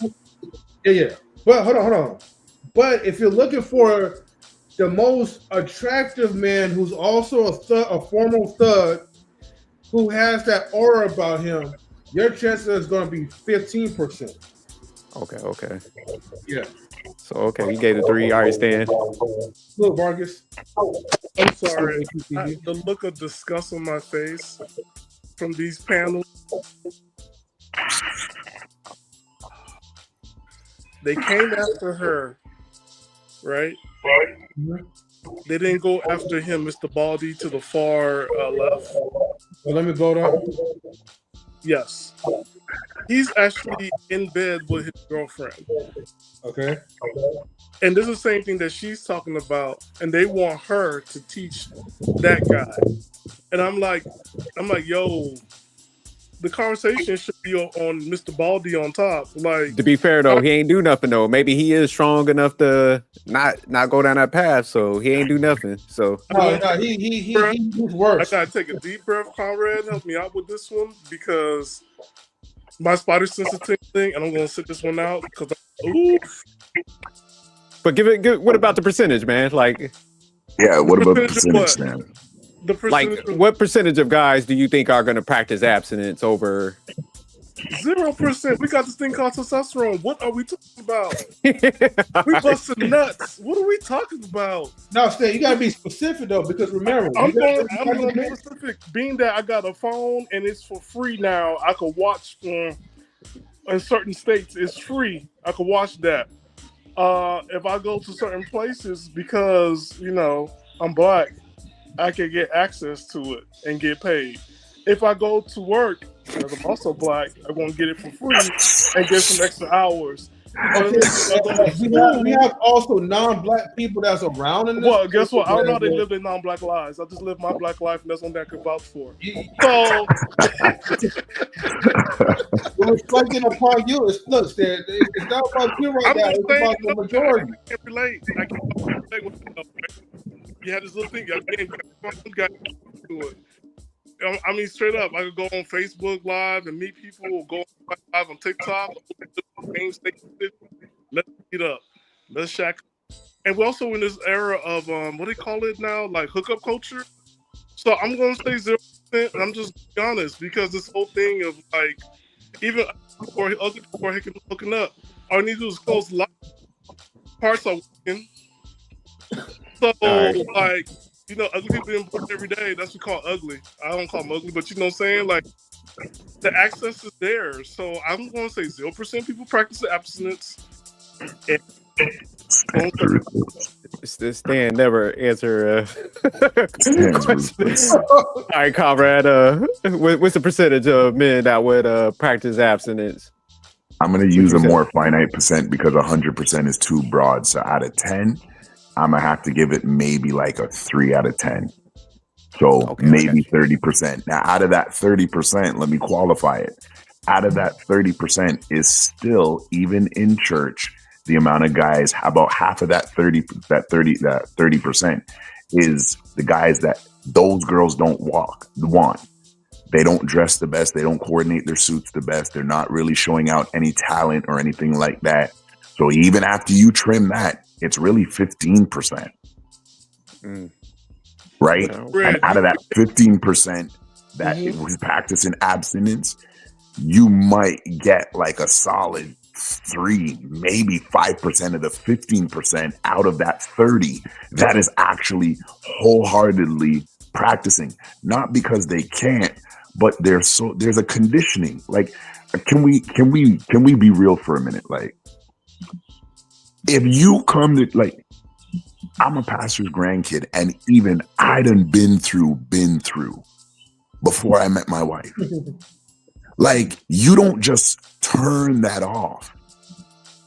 Like, that doesn't just turn off, especially when you have a little bit of charisma to you. You got a little bit of height to you. You got a little bit of talent to you. You don't even got to do things when they come to introduce themselves. And all of a sudden, let it be summertime and they're wearing that Sunday church summer dress. That's a whole problem. Okay, that takes me right back out to Anna and Stephanie and Lisa and whoever else and Shanqua and whatever her name is that I done met at the coffee shop. Oh, you look good in your Sunday's best. Okay, it's like, thank you. How much more attention do you want to? How much more green light do you want to give me right now? So like, it's a low percentage, and it's not because like they're focusing on the total group of guys. It's low percentage because they're focusing on the guys that have that aura to them. They attract women. Like, it's low. Yeah. Jay, what you got?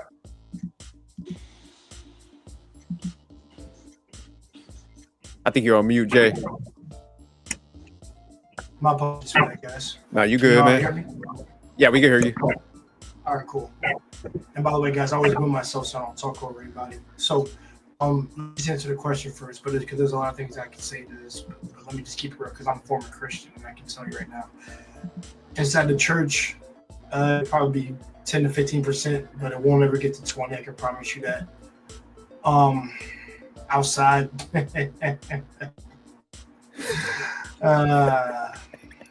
you want to know the number. I like that chuckle, Jay. Go ahead, drop that number on us, though. I like how you left. Yeah. You started it with the chuckle. You're welcome. But yeah, it's probably 1% outside the church. I'm doing people, and it's me being very generous because of the culture that has gotten away from Christianity and just now followed. Remember, like I said, I'm a former Christian itself, but like I said, everybody. Let's just keep it real. Before you met your wife, you were not a virgin. So I don't want to hear that from any dude. We're all BSing me to my face if you all say that, because I don't believe you. I only know maybe like one guy who's still a virgin right now, and him and his wife were both virgin when they got married. But that's a rarity in itself because they followed the book, and their parents were in on it too as well. But I think your standards are your standards, but they have to be within realistic expectation. I'm gonna keep it real because men don't ask for a whole lot, so their requirement is very, very small. Let's keep it real. It's like only 3 things, if that. Maybe 2. And the thing is, once you're of age and things like that, and you've lived a good portion of life, and man, and like I'll say this, man, you have one failure. I want to say this right now, just because I want to give one woman one leeway. Okay, you were married one time, and it only lasted like 3 years. Okay, yes, you were married. I'll give you that. As long as you know what you screwed up on, and that's it. So yeah, you can have a standard. But the thing is, what you're failing at, yeah, you have to work on. That's not up to the next man to fix that. You have to fix that crap. And now for the dudes, because I got to get on y'all. Y'all the hardest. So the knuckle, get y'all knuckleheads. So I got to get on it. Not the cats here, but cats who are listening, because we stubborn as hell. We men, you know how stubborn we are. So I got to get this dude to you, drill sergeant. Whatever you're lacking in partner, I've always said this before, and this is something I told myself, something that I discovered my own rule that I make for myself. If you're at least 3 out of 5 for a woman, that's good, but you got to work on you need to work on the 4 out of 5 things. You'll never be a 5 out of 5, but if you start off as a 3 and then you get to a 4 to work on that thing, so you're not useless to a woman in any type of way, or to be a competent man of certain endeavors, you need to be 4 out of 5. The reason why I'm telling you this is because it actually should, because how competent you are, how your work ethic is, what your routine is, how you walk, how you talk, how you present yourself to other people around other men too, not just ladies. Women can pick that up on the mind. Not dumb. I mean, they may be, I'll tell people this, they may be crazy, but they're not dumb. And like I said, they know what they're seeking out. And also, brothers, you got to work on your aura. Like, seriously. I'm talking about that presence that you command, the atmosphere. It means everything. But I'll tell you this. If you've had fail after fail after fail, I don't think you can demand much of anything of anybody. If you're still stuck in the same goddamn place, I'm going to keep it real for us, dude. For ladies, if you're doing the same exact thing, I don't think you're worth marriage. Worth marrying in general. That's just me personally, because you've screwed up too much or played around too much to try to fix it. And I'm going to keep it real. You got to stop. And for men, we have to be a little bit more direct with this. We got to stop kissing people's foots about this. Put that stake in the ground. If you're making, like I said, if you're making a boundary, put that stake in the ground. For ladies, if you're making that boundary, make sure you're saying what you do and not trying to lie. Keep that stake in the ground, and also plant yourself like a tree, and know like this is the type of man that you want. It's that simple. But for Christians that have standards, I want to say this real quick because I don't think I got to this part. This is going to be very wild for me to say this. If you're both still virgins, I think you can demand. I think your demands are reasonable. Just don't be crazy with it. But it's because you're both a valuable commodity in of itself. And if that man's Christian through and through. Here's what I mean when I say that. If he's a Christian through and through as well as you, and you share both the same values, it's gonna work.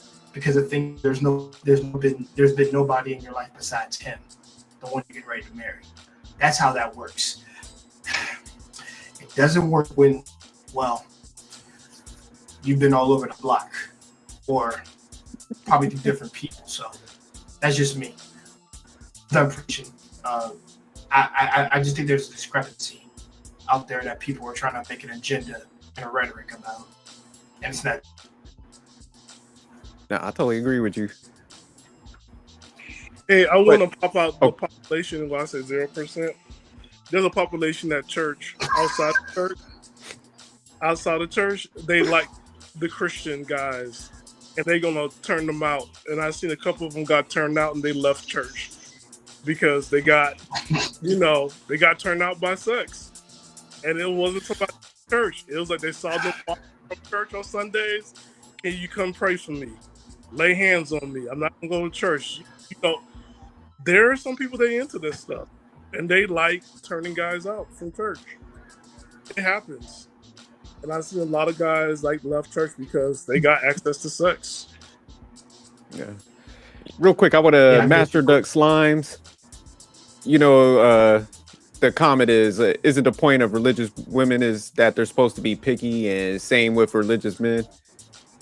You're supposed to be picky with your standards, not your preferences. And that's what, I wanted to ask everybody about the percentage, because it's like, okay, based on that small percentage of people that be willing to go down that path, don't you think people got to focus less on the preferences and stuff? Because it's like, you got some crazy preferences like, oh, okay, since I'm tall, this person got to be tall.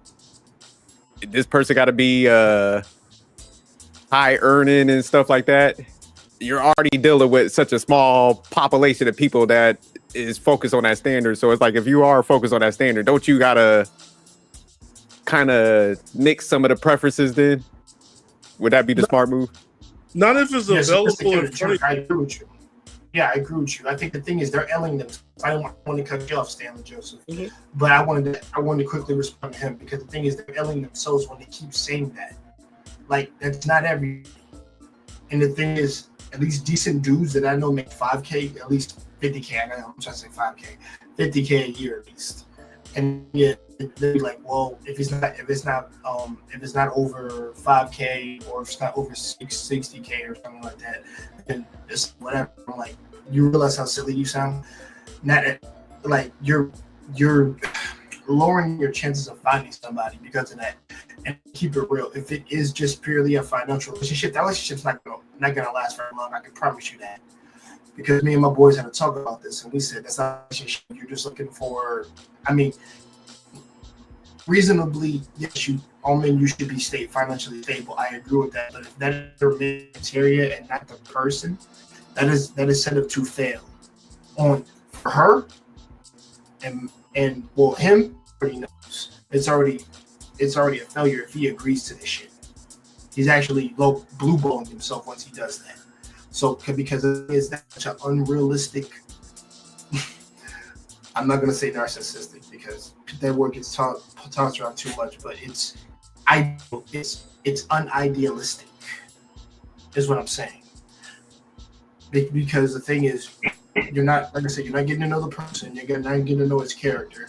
You're not getting to know any of these things. Just, are you financially secure? I'm like, if that's the first thing you ask me, men all walk away. I don't care what, walk away.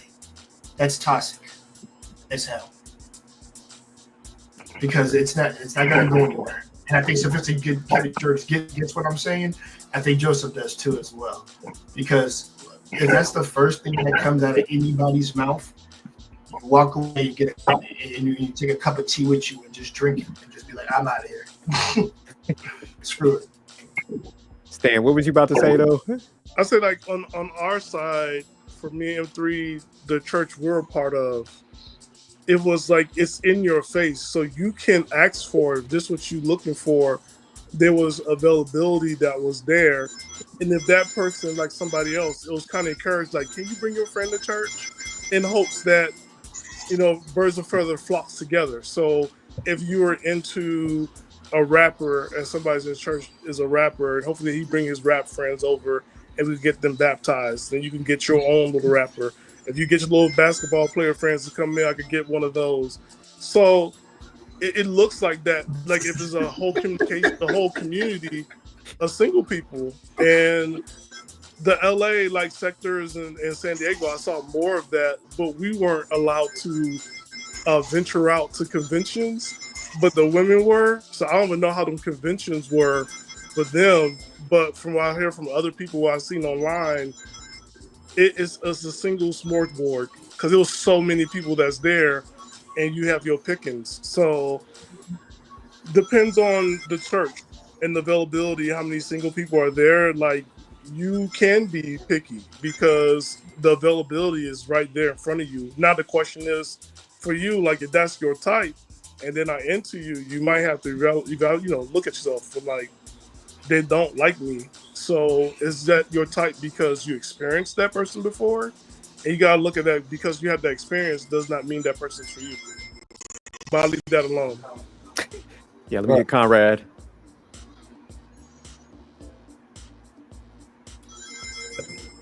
So when it comes to preferences, and we're talking about, you know, height and things like that, I still have to question, and I don't want to saturate the word leadership, but for the guidance that should be in the church, the first preference for any man or any woman that is trying to choose somebody, and we're talking of, I think in general, is who trained you to be a husband? Where did you see that? Who trained you to be a wife? Where did you see that? Because you can have the money, you can have the body, you can have the charisma, You can have fun to you. You can have the spark. The breakdown is after I get you home, do you have the skills to match up with your preference? You're requesting a man. You're requesting he come well put together. You're waiting at the finish line. Let's say we concede with that.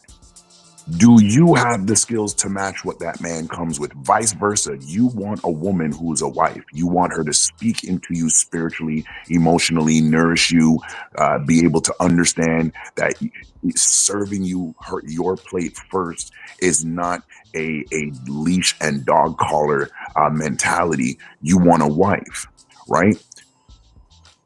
Do you have the qualities to match that request?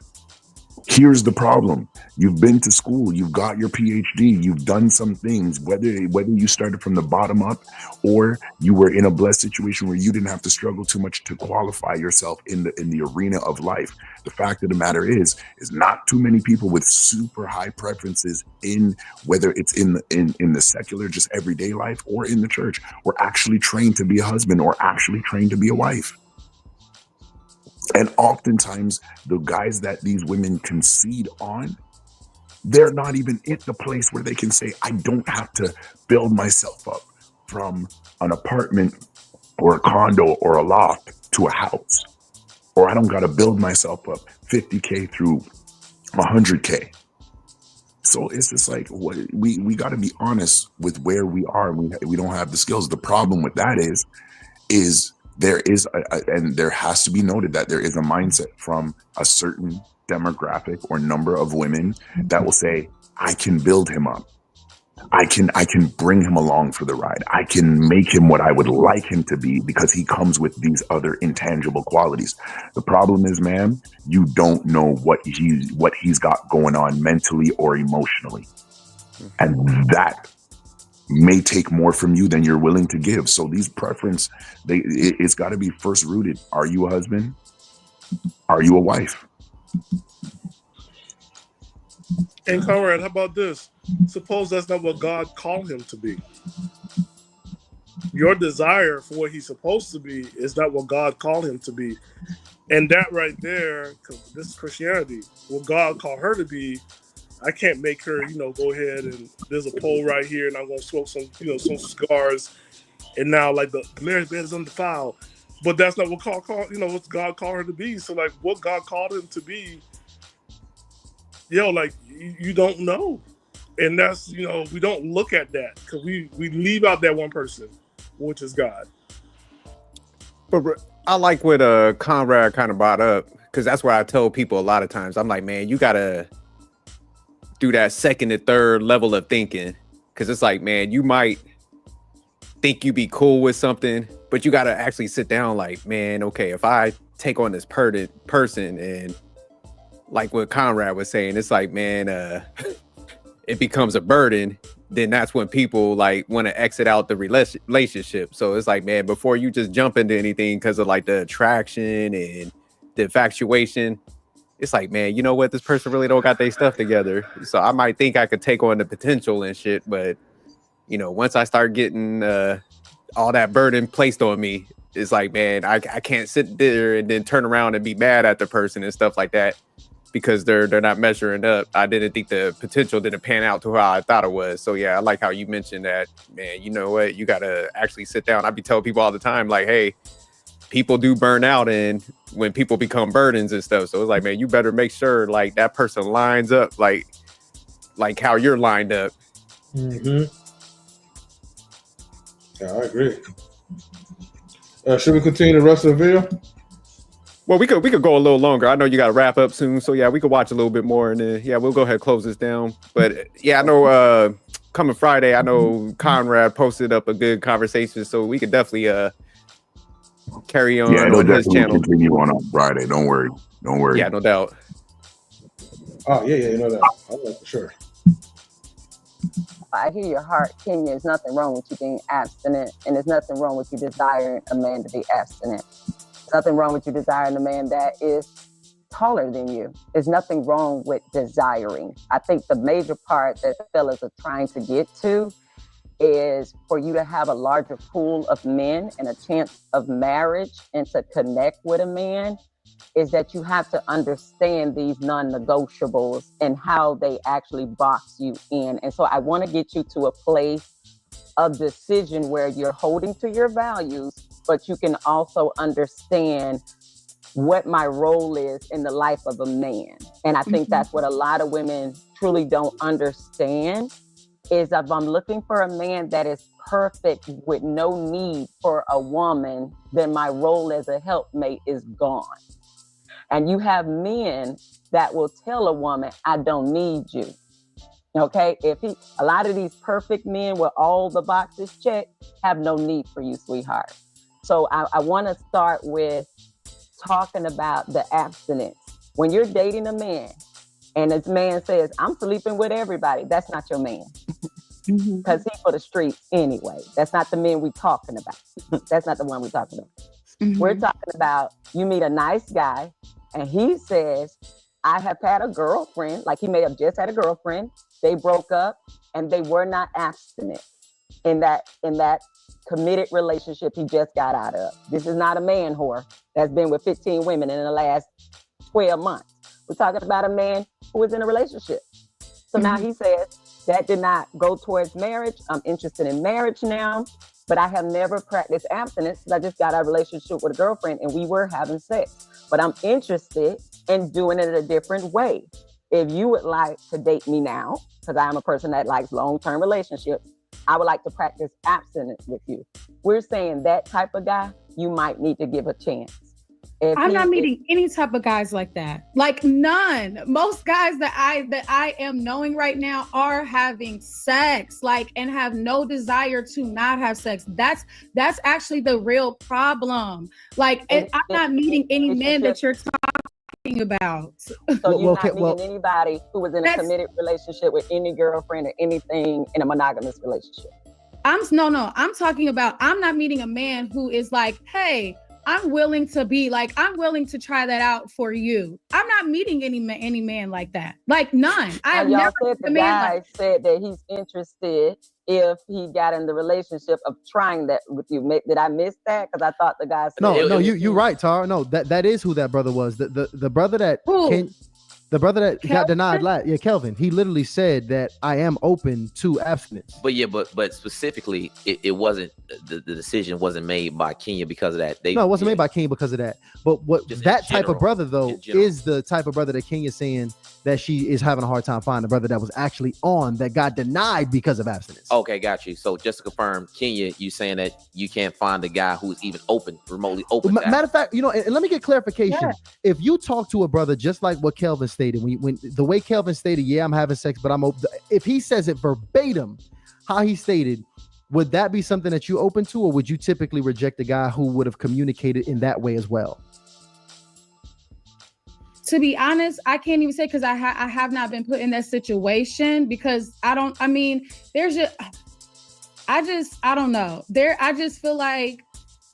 I just feel like it's hard to just try to hold on to like a potential because that's what I'm saying. Like, because I don't want someone to just do it for me. Like, I don't want someone to just do it just because I want them to do it. Like, I want that decision to be for them. I heard a fear that he is going to tempt you and you are going to fall. A lot of girls or a lot of women are afraid of men who are not standing on their own values because she feels like she's going to be responsible for y'all keeping this value. And that's a lot of work. I totally get it. Because on the days you are weak, you need a man that says, we said we're being abstinent, because you're going to be weak. If you really like him and you're attracted to him, you're scared of those days that you might give in to this man and he's not able to say, no, girl, this is what we said. I get that. That's a fear. And you don't want to carry that. That's when you really need to evaluate your abstinence. Because if a man can pull you out of that abstinence, honey, you're not doing it for God either. Because if you are abstinent for the Lord, then I don't care how fine he is or who he is. You're standing on that for God. If you even remotely say out loud that depending on if he's fine, I might have sex with him. Your abstinence is not built on God.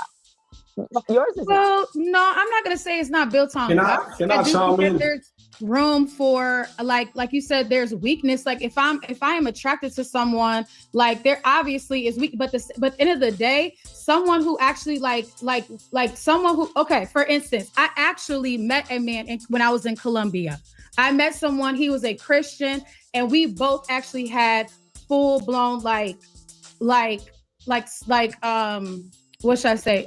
Boundaries. Okay. Granted, we just met each other, whatever, but he even expressed just certain boundaries for himself, certain boundaries that we both just had boundaries. So what I'm saying is like, that's how it should be coming in. Like we should have, granted, he's in Colombia, we're not moving forward, but I want someone to have to also hit the pause button. Boundaries for themselves too. Like, and if I'm stating those boundaries, I think Conrad. Go ahead, Conrad. She's delusional. She's completely delusional. I was going to say that. Yes. Let me tell you why. And this is, I'm gonna throw this up, but this is my raw opinion. She nor none of those other ladies are actually ready for a man that has structured standards when it comes to abstinence. Because guess what those rules look like? You don't call me past 9 p.m. Matter of fact, at 8:45, you need to be wrapping up your conversation. You don't get to call me honey, baby, boo, none of that garbage, because all of these are comfortable roadmaps to breaking your abstinence. To send me pictures of your dress and what you're wearing Sunday morning. Guess what? I don't need to know until I see you Sunday morning.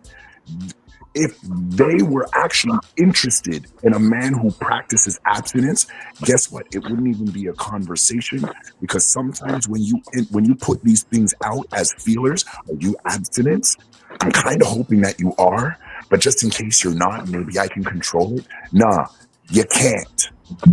And the man that comes with rules and designations based on abstinence, she's not really ready for it.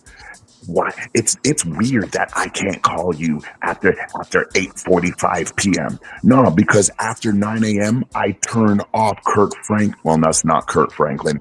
I turn off my worship is for real, and I turn on my bedroom is for real. Let's be honest about this. Like, am I the only one that has the experience that once it passed 9 o'clock, like I'm in full game mode? Like it's Michael Jordan coming to the game, not LeBron James. I ain't flopping nowhere. I'm coming out guns loaded. How much you want me to score tonight? Who's guarding me? Oh, her abstinence? 50. Most of these girls, they don't have, her, I'm specifically pink shirt. You see her? Mm-hmm. She fold. If a man said, yo, let's break abstinence, let's go run across state lines and go get married and never come back, she take it. And then she show up 3 months later. He wasn't good to me. You think? You weren't built for real abstinence. You weren't built you are not mentally ready for a man that actually has real standards. You know how many girls, before I met my wife, I told that, I said, hey, now it's coming close to 9 o'clock. You got about 10 minutes. I ain't going to overtalk you, but you got to get off the phone at 8:59. That's weird. And they'd be talking. I'd be like, hey, it's now 9 o'clock. I'll talk to you tomorrow. And not before 8 a.m. either. They're like, man, you're strict. No, I'm mitigating risk. And this is the thing that we men have to understand. All these preferences from women, they're actually their own delusional standard to think that they can control my preference.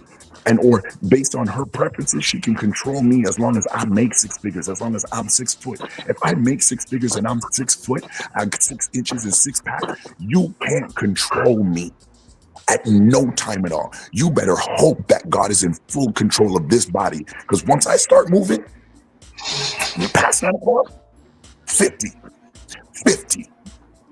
Game winner. I'm hitting 2 of them. Halftime, just to make sure my flow is right. I'm gonna line you up at the half court and back you down. And then once I see you go like this once, boom, game. Yeah, she delusional. She playing.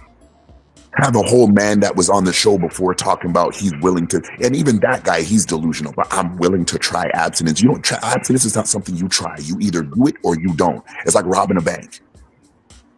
You could be broke, but you could easily go pick up some overtime. It may stress you the hell out, but go pick up the overtime and the extra shift and the extra job that you don't like, so you can stop making stupid decisions out of your self-delusion and self-grandeur. Kick that girl off the. I'm done. What's good, Quantum? What's up, Quantum? Hey y'all, I'm sleepy, but I just came up here to hang with y'all since M3 told me to come up here. All right. Good to see you again. But all of these girls are delusional. Like, if you're a Christian, something ain't right up there. I'm sorry. Yeah, no, I agree with you. All of these standards and all of these things that they try to uphold, it's cute and all, but temptation is a real thing. So if you're not strong enough, then just go sit your ass down. Damn. Okay. Sounds Quantum. She got it. Basically, she's saying like, quit playing these games. You know? Exactly. Abstinent and all of this stuff, girl. You done popped that before, and that man is not a virgin. So stop playing. This is nature, natural. You know. So nah, I'm not with none of that at all. I'm gonna be honest with you. Excuse me. I think for the ones like who are not really serious about practicing abstinence, and it's all about that fluff. A lot of times it's just like a new mechanism of trying to get a man under your control, because the one that you let hit a couple of times, it didn't work out. You didn't build no everlasting relationship, and he made you feel like you was like a 3 or 4. So now you have to redeem yourself, and you got to make yourself more holier than thou. So you're hoping that you find the right sucker that is well trained by the pastor, okay, in an organization. Train that boy up right to be your ever beck and call in a time of need. While you probably still look. I wouldn't be surprised if you still have, you know, those men that's still hitting that right on to the side. While in the meantime, you're looking for that beautiful husband of yours, right, to just sit there so patiently and wait on the Lord for your conniving self, right?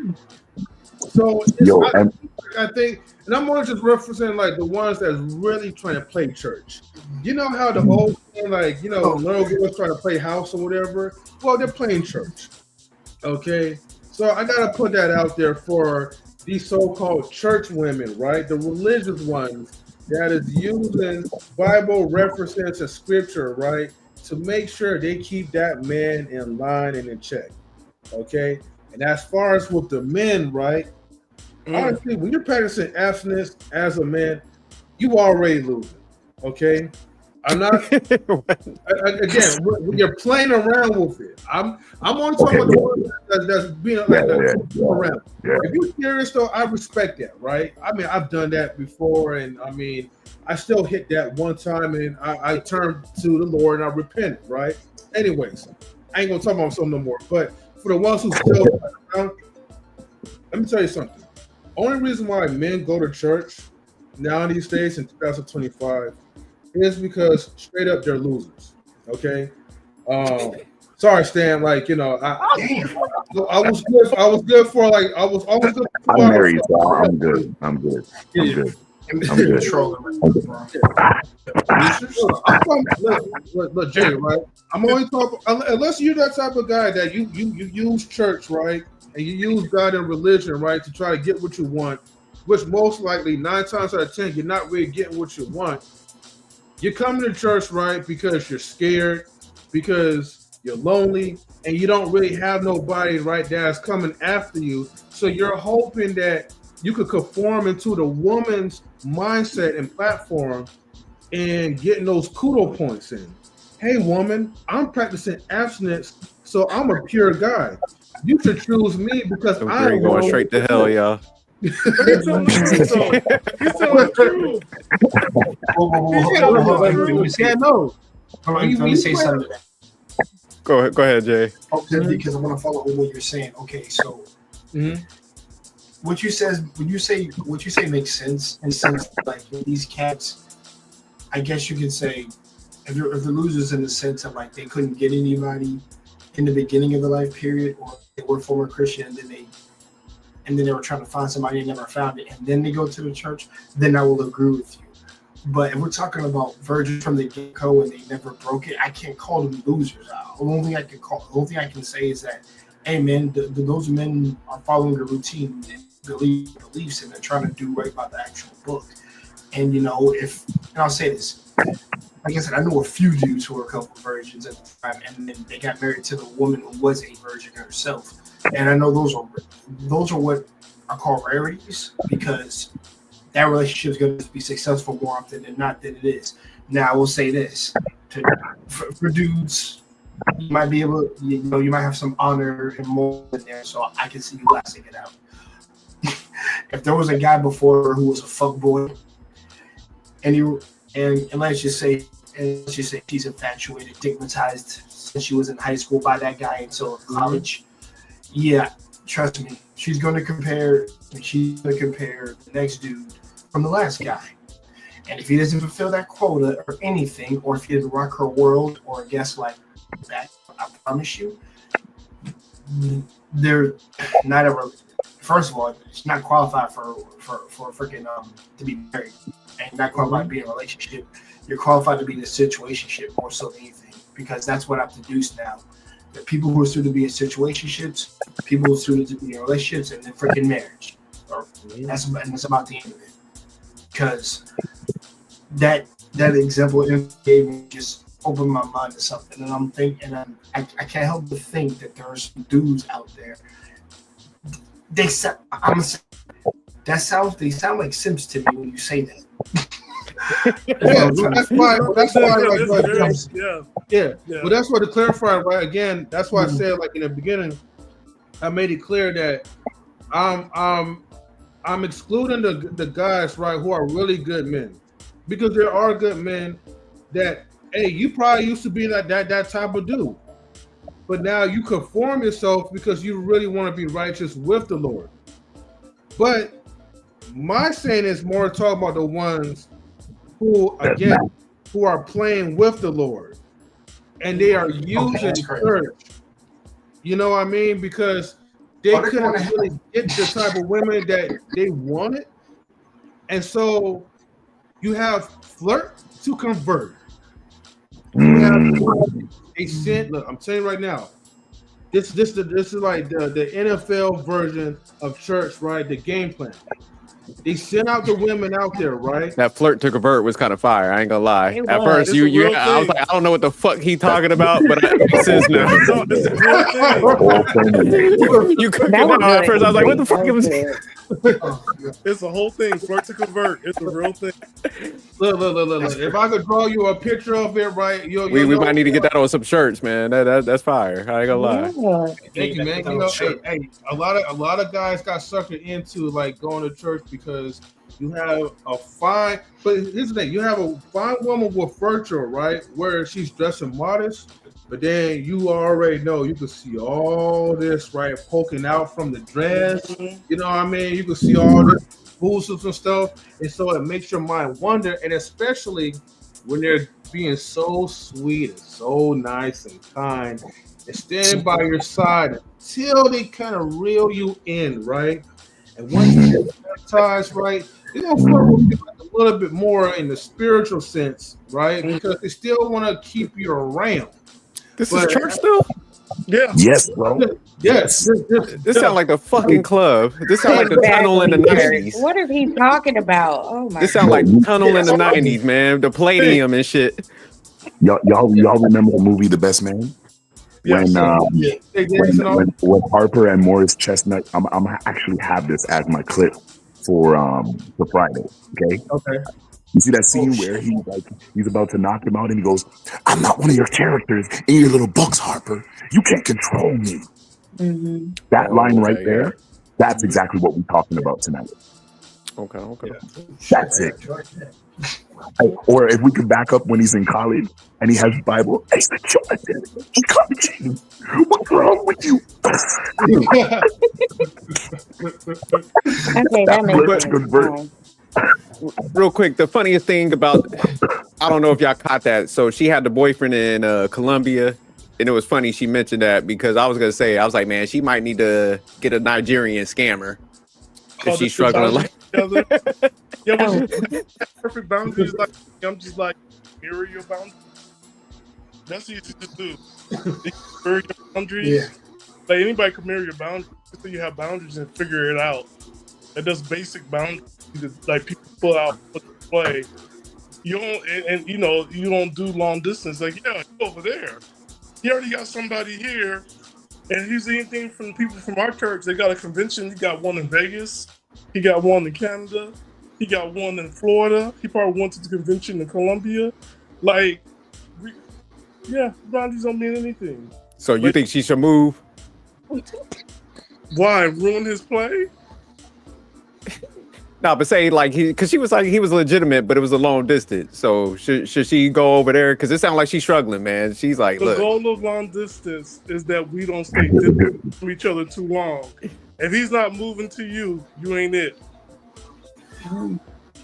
Yeah. Okay. Because So she's struggling because she's like, you know what?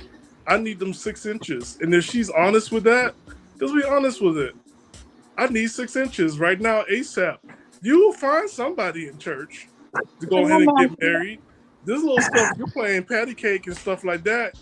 You tall. Some other people think you're too short. Like, young lady, like, what are we playing? There's somebody in church that you're supposed to be with, and you know, but because he's been baptized there for 12 years, unlike the new one that came in baptized with tattoos, that one don't want you because the light skin one girl went ahead and grabbed him. Oh well, or the white girls did because white girls don't play. No, white girls don't play. You black, white girls in church don't play. I can't believe you just did that. I'm gonna say it. White girls in church don't play. They see you, they're on the hunt. You black, you Latino, Asian. White girls in church don't play. Ring before spring. They're like alpha fintrip. Because I've told y'all, dating in church is Mean Girls meets Game of Thrones. Damn. That's the game. It is competition. Guys or girls is Mean Girls meet Games of Thrones. But let me ask Conrad something because find your tribe because it's not pretty. Damn. Okay. You said it's cutthroat in there, huh? But Conrad, so do you think one of her issues is like, and I think you was kind of hitting on it, where she's kind of controlling with the abstinence? Is that the issue where it's like? She's hopeful. I'm gonna give her one good thing, right? I'm gonna get. If she was an employee, I'd give her a good thing. She's hopeful. That's good. She's coming into this argument with good faith, but she's delusional. Okay, and that's where the problem lies. Right? She's delusional. She hasn't built up the repertoire to be able to handle what she's asking for. Now, can she? 100%. What is it going to take? Be fully alone. Go to work. Go to your Bible. Go to your prayer. Go home. Then get like 2 or 3 solid girls around you that can really be your sister and your friend and say, hey, it's not about who doesn't want you or who wants you. It's about, does God approve of you? That's the kind of conversations that need to be had. And the more those conversations be had, by the time, and I'm going to use myself, by the time a devilish Conrad comes up and like, yeah, I can get that. Nah, you'll see something and be like, nah, you know what? She's actually on her path. Let me respect that. And you might still try. I can't say for certain that I wouldn't, but you will respect an aspect of her. But where she is right now, she's completely stuck in the middle. She's delusional because she thinks that her preferences will be and negotiation based on her preferences can control said man. And it hasn't been that way in the history of mankind since Bible days until now. Potiphar's wife couldn't even control this whole situation. How's she gonna come and control somebody? No, that's a good point. You had me a little nervous at first, where you're like, she needs to surround herself with some good with some females at first, but then you said good because I was like, when you talk about some queen maker shit. No. I said, yeah, queen maker. She doesn't to fit the box. She's trying to find another But you box. said good woman, so I was like, oh, okay, that makes sense. But yeah, you was like, surround yourself with some women. I was like, oh shit, we going to queen makers route. I like queen maker. Whatever. She probably wants to beat you up too. She want to get you home and tell you to bring her a plate, and if you don't do it, she'd be wearing a white beard and slap you upside the head. Where's my plate, woman? Y'all so dramatic. Oh my God.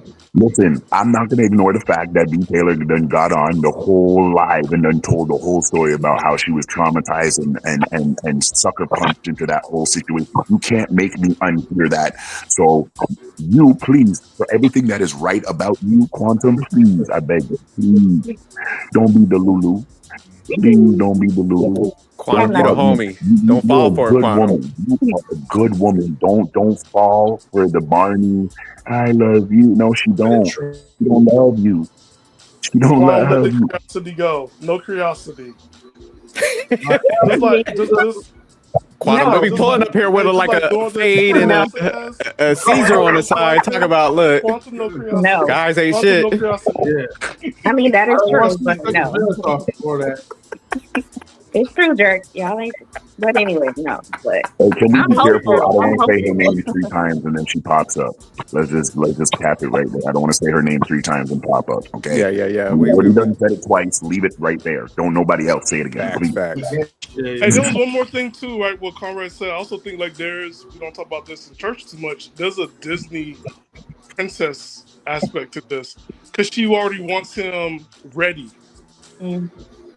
And it's like, Well, that's the like the whole thing of Disney. It's like there's another worldly thing. Boaz is supposed to come to you, and Boaz done got 30 camels and 10 pieces of land. You ain't gotta train a Boaz. All you gotta do is sit behind the wall, and you just gotta sit there because Boaz is dead. I refuse. Where's Boaz? Boaz wasn't looking for no Ruth. Boaz was happy being single. Boaz was working. Mm-hmm. Boaz had 30 camels, 4 pieces of land, 10 castles, a moat. His debt was paid, his bills was paid. Every time he walked through the city, the kids would be able to get some gold from him. Boaz is dead. He ain't coming back. Boaz is him. Y'all need to become Boaz, okay? Okay. Yeah, if I can become Boaz, guess what, Quantum? Boaz wasn't looking for no wife. Boaz That's was okay. happy being single. That's okay. But hold on. But when Ruth Paul came was in, Boaz. Paul said, "I'm happy single." So let's not really. And then you will attract but it. here's It will something, come right? to you and it will sleep at your feet. You see, I'm glad you ain't come in the beginning of this. See, you will fall in for that guy, Mr. Baldy. You say like, we sleep in the bed all the time. I just gave you the word. Stan, you know what she is right now? Stan, you know what she is? Half court. So Stan, what happened when Ruth came in? What did she do? She slept at his Yeah, what happened when Ruth came in? What was the Ruth deal? had to listen to her mother-in-law. Ruth ain't know what she was doing. Ruth had to follow directions. She got her man. No, Ruth listened to direction. I don't care, but she got her man. And that's the problem. And you talking about he wasn't looking. I didn't ask you to look, but I'm just saying. God don't follow directions. He had his stuff together. And she slept with Was Ruth Sorry, M3. It's my bad. No. I was just trying to get some education because is Ruth supposed to be like a good woman in the Bible? No. Yeah. No. Both of them were good. They exercised their choices. Oprah, the other, because they both, like, husbands passed away. That was the mother-in-law. One went back to the village to go get married. One decided to go with the mother-in-law. However, you followed directions of the older woman who told you what to do, and you followed everything else. because she wasn't looking for a man, right? She It followed don't that. matter. It don't matter. And that part, you see that part right here, we have to condemn this evil spirit of not following directions and not looking for mentorship. We And I got understand you. that No, I part, got you but because guess what? the point We is cannot that have man no was Ruth and in Boaz. place. That man was doing what he had to do, and he Quan, got that I'm woman. not going against you right now. We can have Booth and Boaz because guess what? Grandma wants your boo too. And grandma drop it like it's hot. And grandma will get your boo. Stan said it's competition out here. You got competition in your own house. Yes. Isaac, Leah, the wife, you got competition. No, but real talk, what Stan said there, the biggest thing. Ruth took instruction from her mother and was told to come back. Boaz saw her, didn't approach her. He approached her father because there's a price that needed to be paid. So when we're talking about Ruth got her man, no, Ruth didn't get nothing. Ruth was chosen and paid for. There was requirements to obtain Ruth. That was a business transaction just between two men. It had nothing to do with Ruth until she was like, okay, the business is settled. Cool, I'm out. So Ruth didn't get anything. She was chosen. She was sought because she was taking directions from the mothers who were teaching them how to be wives, how to be chosen. You got to be taught how to be chosen. You don't get to choose. I don't know about the story, man. Go ahead, Quantum. Ruth's husband died. So that's a little different story that you're talking about. Because the one No. Naomi, That is the story. That is the story. They didn't have any men for him to go to. They didn't have Boaz kind of sound like a trick, though. They were dead. No. The older cousin is who he's supposed to go to because he has to give up his right to marry her. That's why Boaz is the redeemer. That's cute. But see, Anyway, what what sells did in the lady church? do? What did that lady do? Church. She got her man. I'm not going to get you, Quantum, because you know what this is? Y'all crazy. This is what The end of the sells story in is the church. end of the story. I'll give it Quantum to said, him. look, she got her desired She got her result. motherfucking man. She followed Boaz was a directions trick. like He got she his was girl. supposed to, and she got her man. Yeah, see, and that's why. And you see, That was women my thou only art point. loose. And that's a woman thou art loose. They ain't do nothing but loose Shout everybody. out to Quantum. Quantum's like, look, end goal. Yes, she said she won, man. She went to the finish line, got her finished product, and the rest is history. Amen. But guess what? As a culture, just keep it real, because nobody ain't got no Boaz. Everybody go ahead and got pregnant by broke ass. Everybody got knocked up by no ass. Everybody. So you got Tyrone. Got babies, but he got 4 kids of ass. Got it better call Tyrone. Stop. You guys have been making me laugh. But all right, I know M3. I know you want to close it out. Oh, my bad, Jay. No. I'm saying Marcus all night, man. This is your gas. So I'm just saying, everybody got pregnant by thug ass. Everybody got left behind by, you know what I'm saying, no good ass. Everybody. Well, nobody ain't got no Boaz, so I'm just gonna put out there. Hold on, let me say one. Hold on, let me say one thing. And this goes to a metaphor. It's like a story. Just because you have a piece of the map or you know what happened at the end of the map doesn't mean you know everything that it leads to. And the fact that you leave out details like that with Conrad and what Stanley is saying, I actually agree with that. People just want the end result. You don't want to put any work or whatever into it. Oh, I got it. You don't know the story of Ruth? What the fuck? That lady put in work. What are we talking about? No. We're saying people would. No, we're saying. I'm not saying ladies like you. Ladies who are dismissive don't give a damn about the process or what it takes to get things done. What they will do is skip past that and just keep trying to get the dude and think, oh, it's good. I'm like, you know anything about this motherfucker? You don't know shit. That's the point. You skip. Like I said, you go to what you feel you like, and then you ignore and tell people this. See, that's the problem that I have with people. With a lot of people like that. The problem is you say it and give you time to look for red flags shit like that, and you automatically dismiss all that shit because you think he fits what you fit, then you get fucked over. Whose fault is that at that point? His or yours? Yours. The same, and listen, the same would be true of any dude who overlooked red flags of a chick who claimed she's a good girl, and yet there's red flags right in my face that my mama could pick out, and I ignore that. That makes me look stupid, and my grandma a genius. So that's what I'm saying. So both sides have to look at that. And I mean that Ruth story is a real, but that's what's missing nowadays. I don't want to listen to that. I have to do a whole study. That's what they say now. That's crazy. So yeah, because Quantum, like, I feel y'all. The Ruth was supposed to be for women, right? It was a minister that challenged me to look at the book of Ruth for a man, and when I read it, and I had to do the study and write everything else, I saw it's completely different because what they teach you in church is not the whole thing.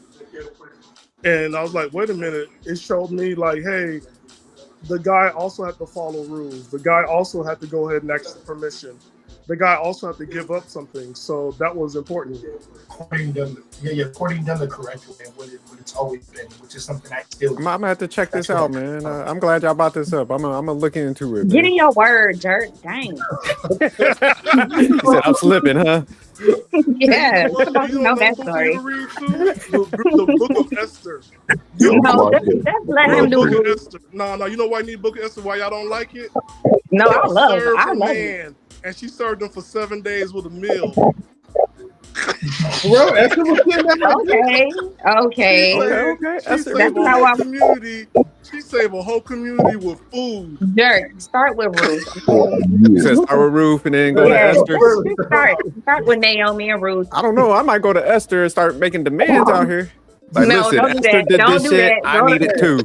Man, I need an Esther type of girl now. Okay. Don't do that. No, she went to God, and with the wisdom from God, she fed him. You'd be amazed how many times food came in, and you get a kingdom taken away from you. Look at Jacob and his brother. And it was for that stool that he made for his brother because he was hungry. He wouldn't have been the father of the whole nation. Again, food. The very thing y'all run away from, the very thing y'all burn, the very thing y'all eat. And also it's a red flag because any woman said that she eat as a hobby, I'm sorry, that's not a hobby. What? That's a red flag. Gonna say that? Stand stop. Just stop. Okay, big back, big back, big back, big back. My back is full nothing but food and snacks. I ain't gonna lie. I'm gonna read Ruth first, but I'm gonna skip over the part where he paid for Ruth. I got a no trick policy. I gotta skip over. No, it's a process. It was like he had to pay. Like he had to pay. Like man, you know my philosophy though, man. There ain't no paying out here, man. No. He took the name of the cousins that passed away. So like, yeah, he paid the price because he wanted to marry her. But also, his cousin could have said no and married Ruth. But guess what? That's all true. But no, there's more. That's not all she wrote. No, Quantum. That's not all she wrote because at the end of the book, right? She got a man. No, it was more than that. She had to teach the women. You ready for this, Quantum? She had to teach the women in that village on how to get a man. Because here's the thing, there was no women in that village. They weren't good enough for the rich men in that village. So, learn from Ruth, y'all. That sounds like modern times out here, huh? And y'all would go ahead and get married. But since y'all don't want to listen, oh well. And that was my point, though. That was my point about Ruth. Like, if we took the time to understand that she went through a process, she was heartbroken. Her husband passed away. Y'all stuck on heartbroken. Look. You want to get stuck on your details, and I want to tell you mine. Hold on. We're on chapter 30 now. That was chapter 1. We're on chapter 30. My whole point about Ruth for women is seriously take into consideration that whole process. At that chapter 30, she'll teach the women that village on how to get a man because they were well, they gotta first understand how to listen to the elders. She was a Moabite. That's my whole point. The lady had to go through a whole lot of things to get her man. Let me hear that breakdown. I said that was my whole point. We have to understand the beautiful story of Ruth and the process that it took for her to get her man at the end of the damn story. You know what? This is a problem I have with that whole process. Y'all love trauma bonding like a motherfucker. Oh my God. Nobody's Trauma talking bonding is about dumb. fucking It's for trauma real. bonding. We can't even get the praise and worship with y'all crying. Can y'all just be happy? Relax. No, we That's can't not what I relax was because y'all talking can't about. relax. So hold on, That's man. not what I was To talking keep about. it real, I need to know she got tears. No. Where did that tears come from? That was Lord. chapter 1. We Listen, passed Dirk, chapter just 1. go read it. Just go read it, Dirk. Yeah, I'm trying to get the details. So Ruth's husband dies and she ends up with a rich guy. No. Yes! So Ruth, That's her process. her That's sister-in-law, the whole story. and her That's her mother, process. and That her is mother-in-law. The father-in-law is dead. Well, Two husbands are show dead. me There's that, only man. Is 3 that the women story? left. The beginning more and the about it. end. Like, it's so Okay. simple. Jeez. Ain't simple. That's The the story. simple part is the hardest part here, which is like bug spray and holy water to some of these women, and they're not even cats, What? like demonic cats. You gotta look at.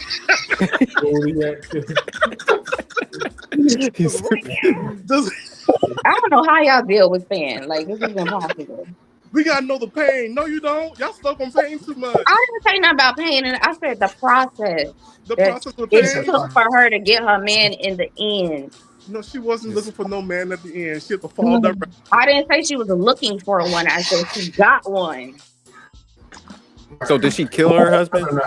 No, they died. Dirk. But you know what? Here's a book of Ruth for somebody out there that's gonna listen. Are you gonna be the white girl that came to the projects? And she gonna go to the church and she gonna get him. So the white girl went ahead and followed directions. And then her black kids would get married because you know why? Because she sat down there and taught them to go ahead and get married. Then after that, she will have her own church. So hopefully she different and won't be another Paula White because she got married to a black man, so she ain't gonna have no temptation. So hopefully she's not another Paula White out here in these streets. But what is happening? Said to butcher the whole Bible, huh? no, that's what we'll look at nowadays. They won't listen. Stand took the Bible and turned it to Melrose Place, 90210 and shit. Look, if we turn to the Bible, there has to be some truth in there. Who gonna check me, boo?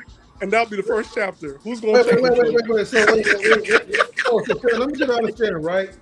So in the book of Ruth, right? So Naomi was also in the picture. So she also lost 2 sons, right? That was her sons that she was married to, and she lost her husband. Man, let him do it. Okay. So Naomi, Quantum, I know the truth hurts. Sometimes There was no truth to hurt. Oh my God.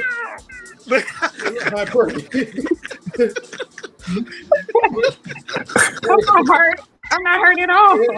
All right, well, I'm just trying to get an understanding, right? Okay, so Naomi, she's the one, right, who also had a husband, but she also had 2 sons, and her sons died after the husband died. Mm-hmm. Now, Ruth, she only lost her husband. Did she have any children too? Like Ruth? Before? There was no kids. Okay. So my thing is, right, so that's what you guys was talking about, like they both was trauma bonded, right? No. The trauma bond That's is what coming Stan from. said. No, the trauma bond is not from that. The trauma bond is from her and the rest of these sisters that want to know about the cries and the tears and tears of ashes, and that's what they trauma bond at. And sit down, and be praying, always be crying. They can never have no joy or be like happy and be happy with tongues. Just always crying and some tears. That's what trauma bond is. Y'all always y'all got to have ugly prayers all the time. Ugly prayers, lashes be falling out, lipstick all running. So Stan, is the problem like a lack of happiness? Y'all just let him do it. Wigs to the side. Wigs to the side. Y'all looking real spiritual, always crying. Got no reason to cry. God bless y'all. Y'all had to be on y'all back for no man. Like, what's that movie that we don't like? What's that one, Forrest Gump?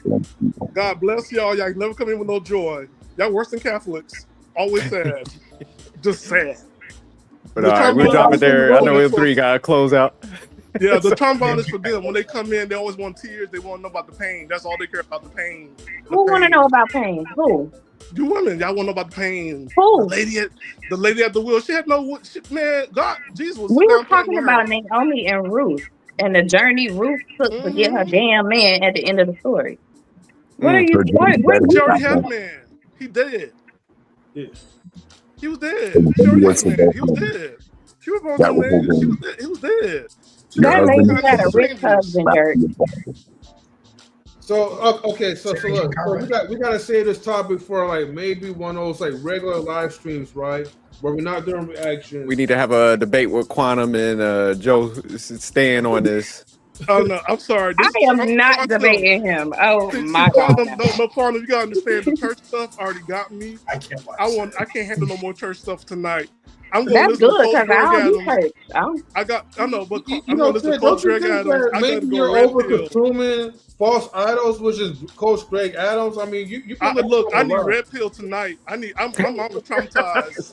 This church talk is like killing me. I don't want you to overdose in the red pill like world I because need it's not red healthy for pill. you. I You need don't red need pill. it.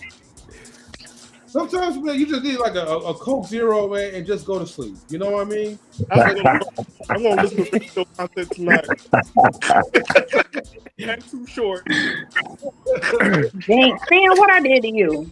No, you do nothing. You ain't do nothing. Okay. That's why I'm listening to Too Short and CGA and favorite Alpha Male Strap. So I got red pill tonight. But all right, man. Before we close out, Conrad, so you plug your show again, man. So because I'm definitely gonna try to show up on Friday. Friday night, 9 p.m. Eastern time. If you're on the West Coast, I think that's 6 p.m. Eastern time, or no, Pacific time. Sorry, PST. If you are Central time, that's going to be 8 o'clock. Definitely come through. We're dealing with the topic of we are better together than apart, but the main part of our conversation, we're going to be focusing on why are Black men and Black women in a gender war that is not for us. And so we're going to be talking about that. That's going to be heavy. Everybody, you're invited to come through, especially the ladies. Definitely come through. We definitely want to make this a balanced conversation. You can find me at at @TheRealReal_SCE. That's at DE. You get me? You know what I mean? DAREALREEL_SCE. Be there. Let's have a good time. Is Stan gonna be there? Yeah. No, but you better show up. Yeah, come on, Quan, you can show up. I'll just Just come. Wait, real quick. I like fighting with Stan. I didn't know he had that. There wasn't no fight. Time out. We don't fight.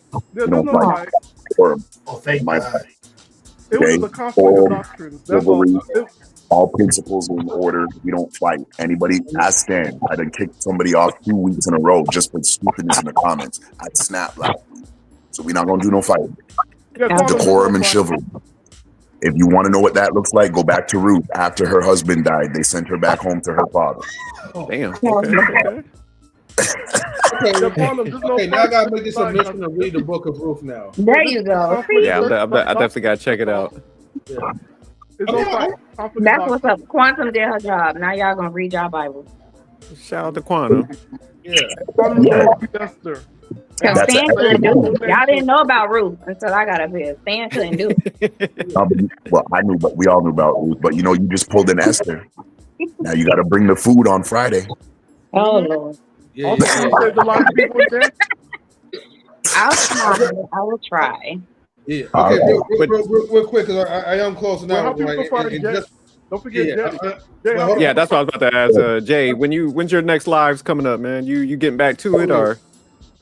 Oh, my next live. I'll keep it real. The next one might be next. It might be next week, personally. Because I've been doing a lot of family stuff and helping my mother and father. Also, just trying to get situated with the whole tax thing, knock that out. But I think the next live might be next week, next Sunday or Saturday. It depends on Saturday. If I have Saturday off, I'll do it around 8.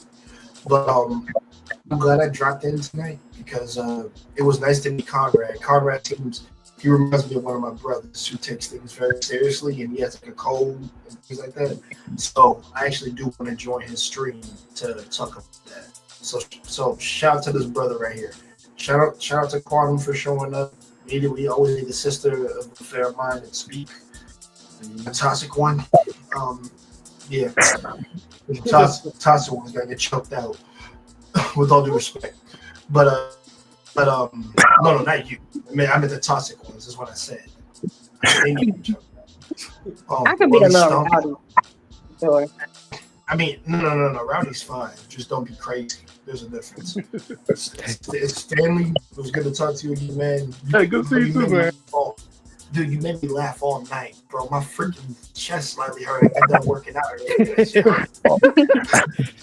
God damn. But oh god, bro, I ain't gonna lie, this shit stings a little bit, but I'm okay. Yo, Jay, drop your channel in the private chat. No, man, I'm gonna do that before I go. Sophisticated Jerk, is always a pleasure to talk to you, partner. I'm sorry I can't join one of your streams. I'm working ending sometimes. No, it's all good, man. But, we'll definitely link up where we can. Yeah. But no, it's good to see you back out here, man. And man, yeah, definitely, man. Like I said, I try to join in whenever you guys can, man. M3 dude, you freaking hilarious, bro. whenever you do your damn streams, bro, you like the title of the stream painted to like Baby Ruth. Baby Ruth. Because trust me, even though we reacted to a video and everything, the thing I can't get out of my head is Ruth right now. This is freaking hilarious right now. We spent like maybe like about 10 minutes talking about that, and it felt like the whole stream. But I came in late, so you know. Yeah. But no, I would definitely, make maybe a future life like just dabbing into the Book of Ruth or whatever. So, I definitely want to see like Stan and Quantum up in here, and well, all you guys. So. Y'all Bible study, I'm out. No, I can't do Christian stuff. Come on, Stan. Right? Yeah, remember, flirt to convert, man. So like, you got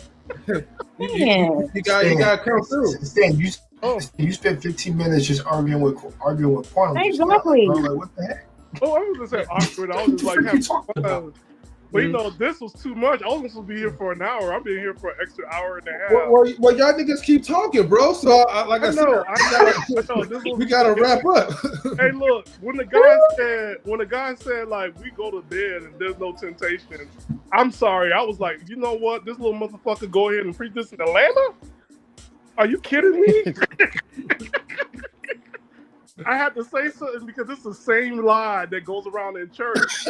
Fucking. So, like, there's nothing holy about that. Let's take a shower to don't have no temptation. I'm sorry. If I see areolas, you got to hit me with a toilet so I go to sleep. Don't do that to me. Hey, well, you gotta have strong faith, man. Exactly. I have no faith. I got to stop. Man, you gotta check your abstinence, man. You gotta check that. Abstinence is for the birds. I'm saying here. That's what I was saying. I'm a Jerry cartoon, eyes all popping. No, I'm sorry. Stan, what's your name again? Send you to heaven. Oh yeah, send you to heaven. SIN. I will send you to heaven on the dating app. So. But look. It'll be quick. I gotta go, right? It'll be quick. I mean, one time I had a girl try to test me, right? And she was Christian, and I was Christian, right? And I went to pick her up for a date. What was this, in the 80s? Oh no, this was like, whoo. So Victoria's 13 now. So this when Victoria was 2 years old. So it was like, 11 years ago. She came out the house with an IG Magini ponytail, tight everything, tore jeans, and I was like, God damn it! And and she said, I just need to test the will of God. I'm like, no.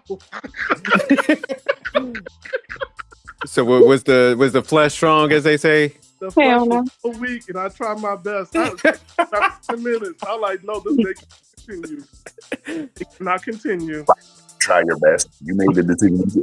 Anytime you hear a man say, I dream of genie hair, you know he didn't try at all. Get out of here. I got her in the car. I saw that booty slide. I had a store.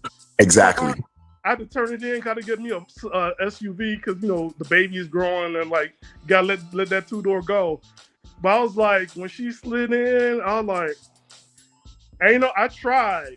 But 10 minutes, I got to take you home. Because this is not going to be good for nothing. I was thinking about places we can go. You know what I'm saying? Got deep red lipsticks. I was just like, I can't. So after 10 minutes, where y'all went? Y'all went on a coffee date? And then you took her back home? I had to make it a coffee date. Hashtag I couldn't coffee. handle it, and I couldn't finish my coffee. I had to take her home. Like I said, it was 10 minutes. I'm like, Okay. you gotta go. I had to kick her out. Like, you gotta go. Well, that's kind of what the dark skinned girl was saying on the video. She was like, I don't even want to date nobody if they're not on my level There is because no of that. natural The level. temptation. You know what that is? They probably put saltpeter in their food and they can't get it up. I'm not doing that.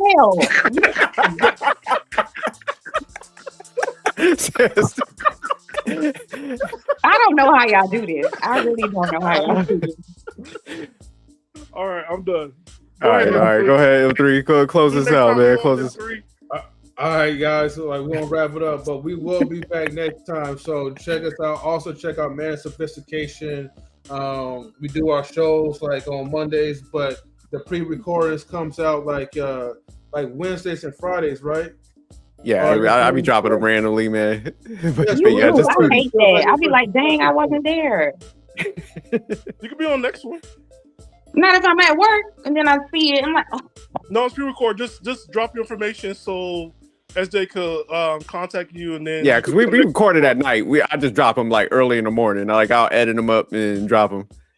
Okay. Wait, Quantum, you have an IG account? No. Oh, see, you messing up. I have to go abstinent with that because too much. Oh wait, but I forgot. Never mind. I got you on social media somehow. No, and don't forget Tuesday, M3. What was going on Tuesday? So Tuesday we're talking about Kendra G and the rosters. What we're doing? Kendra G when she made the comment about the roster. No, that was something else. Nah, we switched it to the Kendra G one. Okay, I gotta check the video out then. So we won't be doing something like that. We won't be reacting to another Kendra G video, even though she doesn't want black men to. Nah, she had a clip. She was on Tamarin Hall. It was an interview of her. Hall. Yeah. Oh. Okay.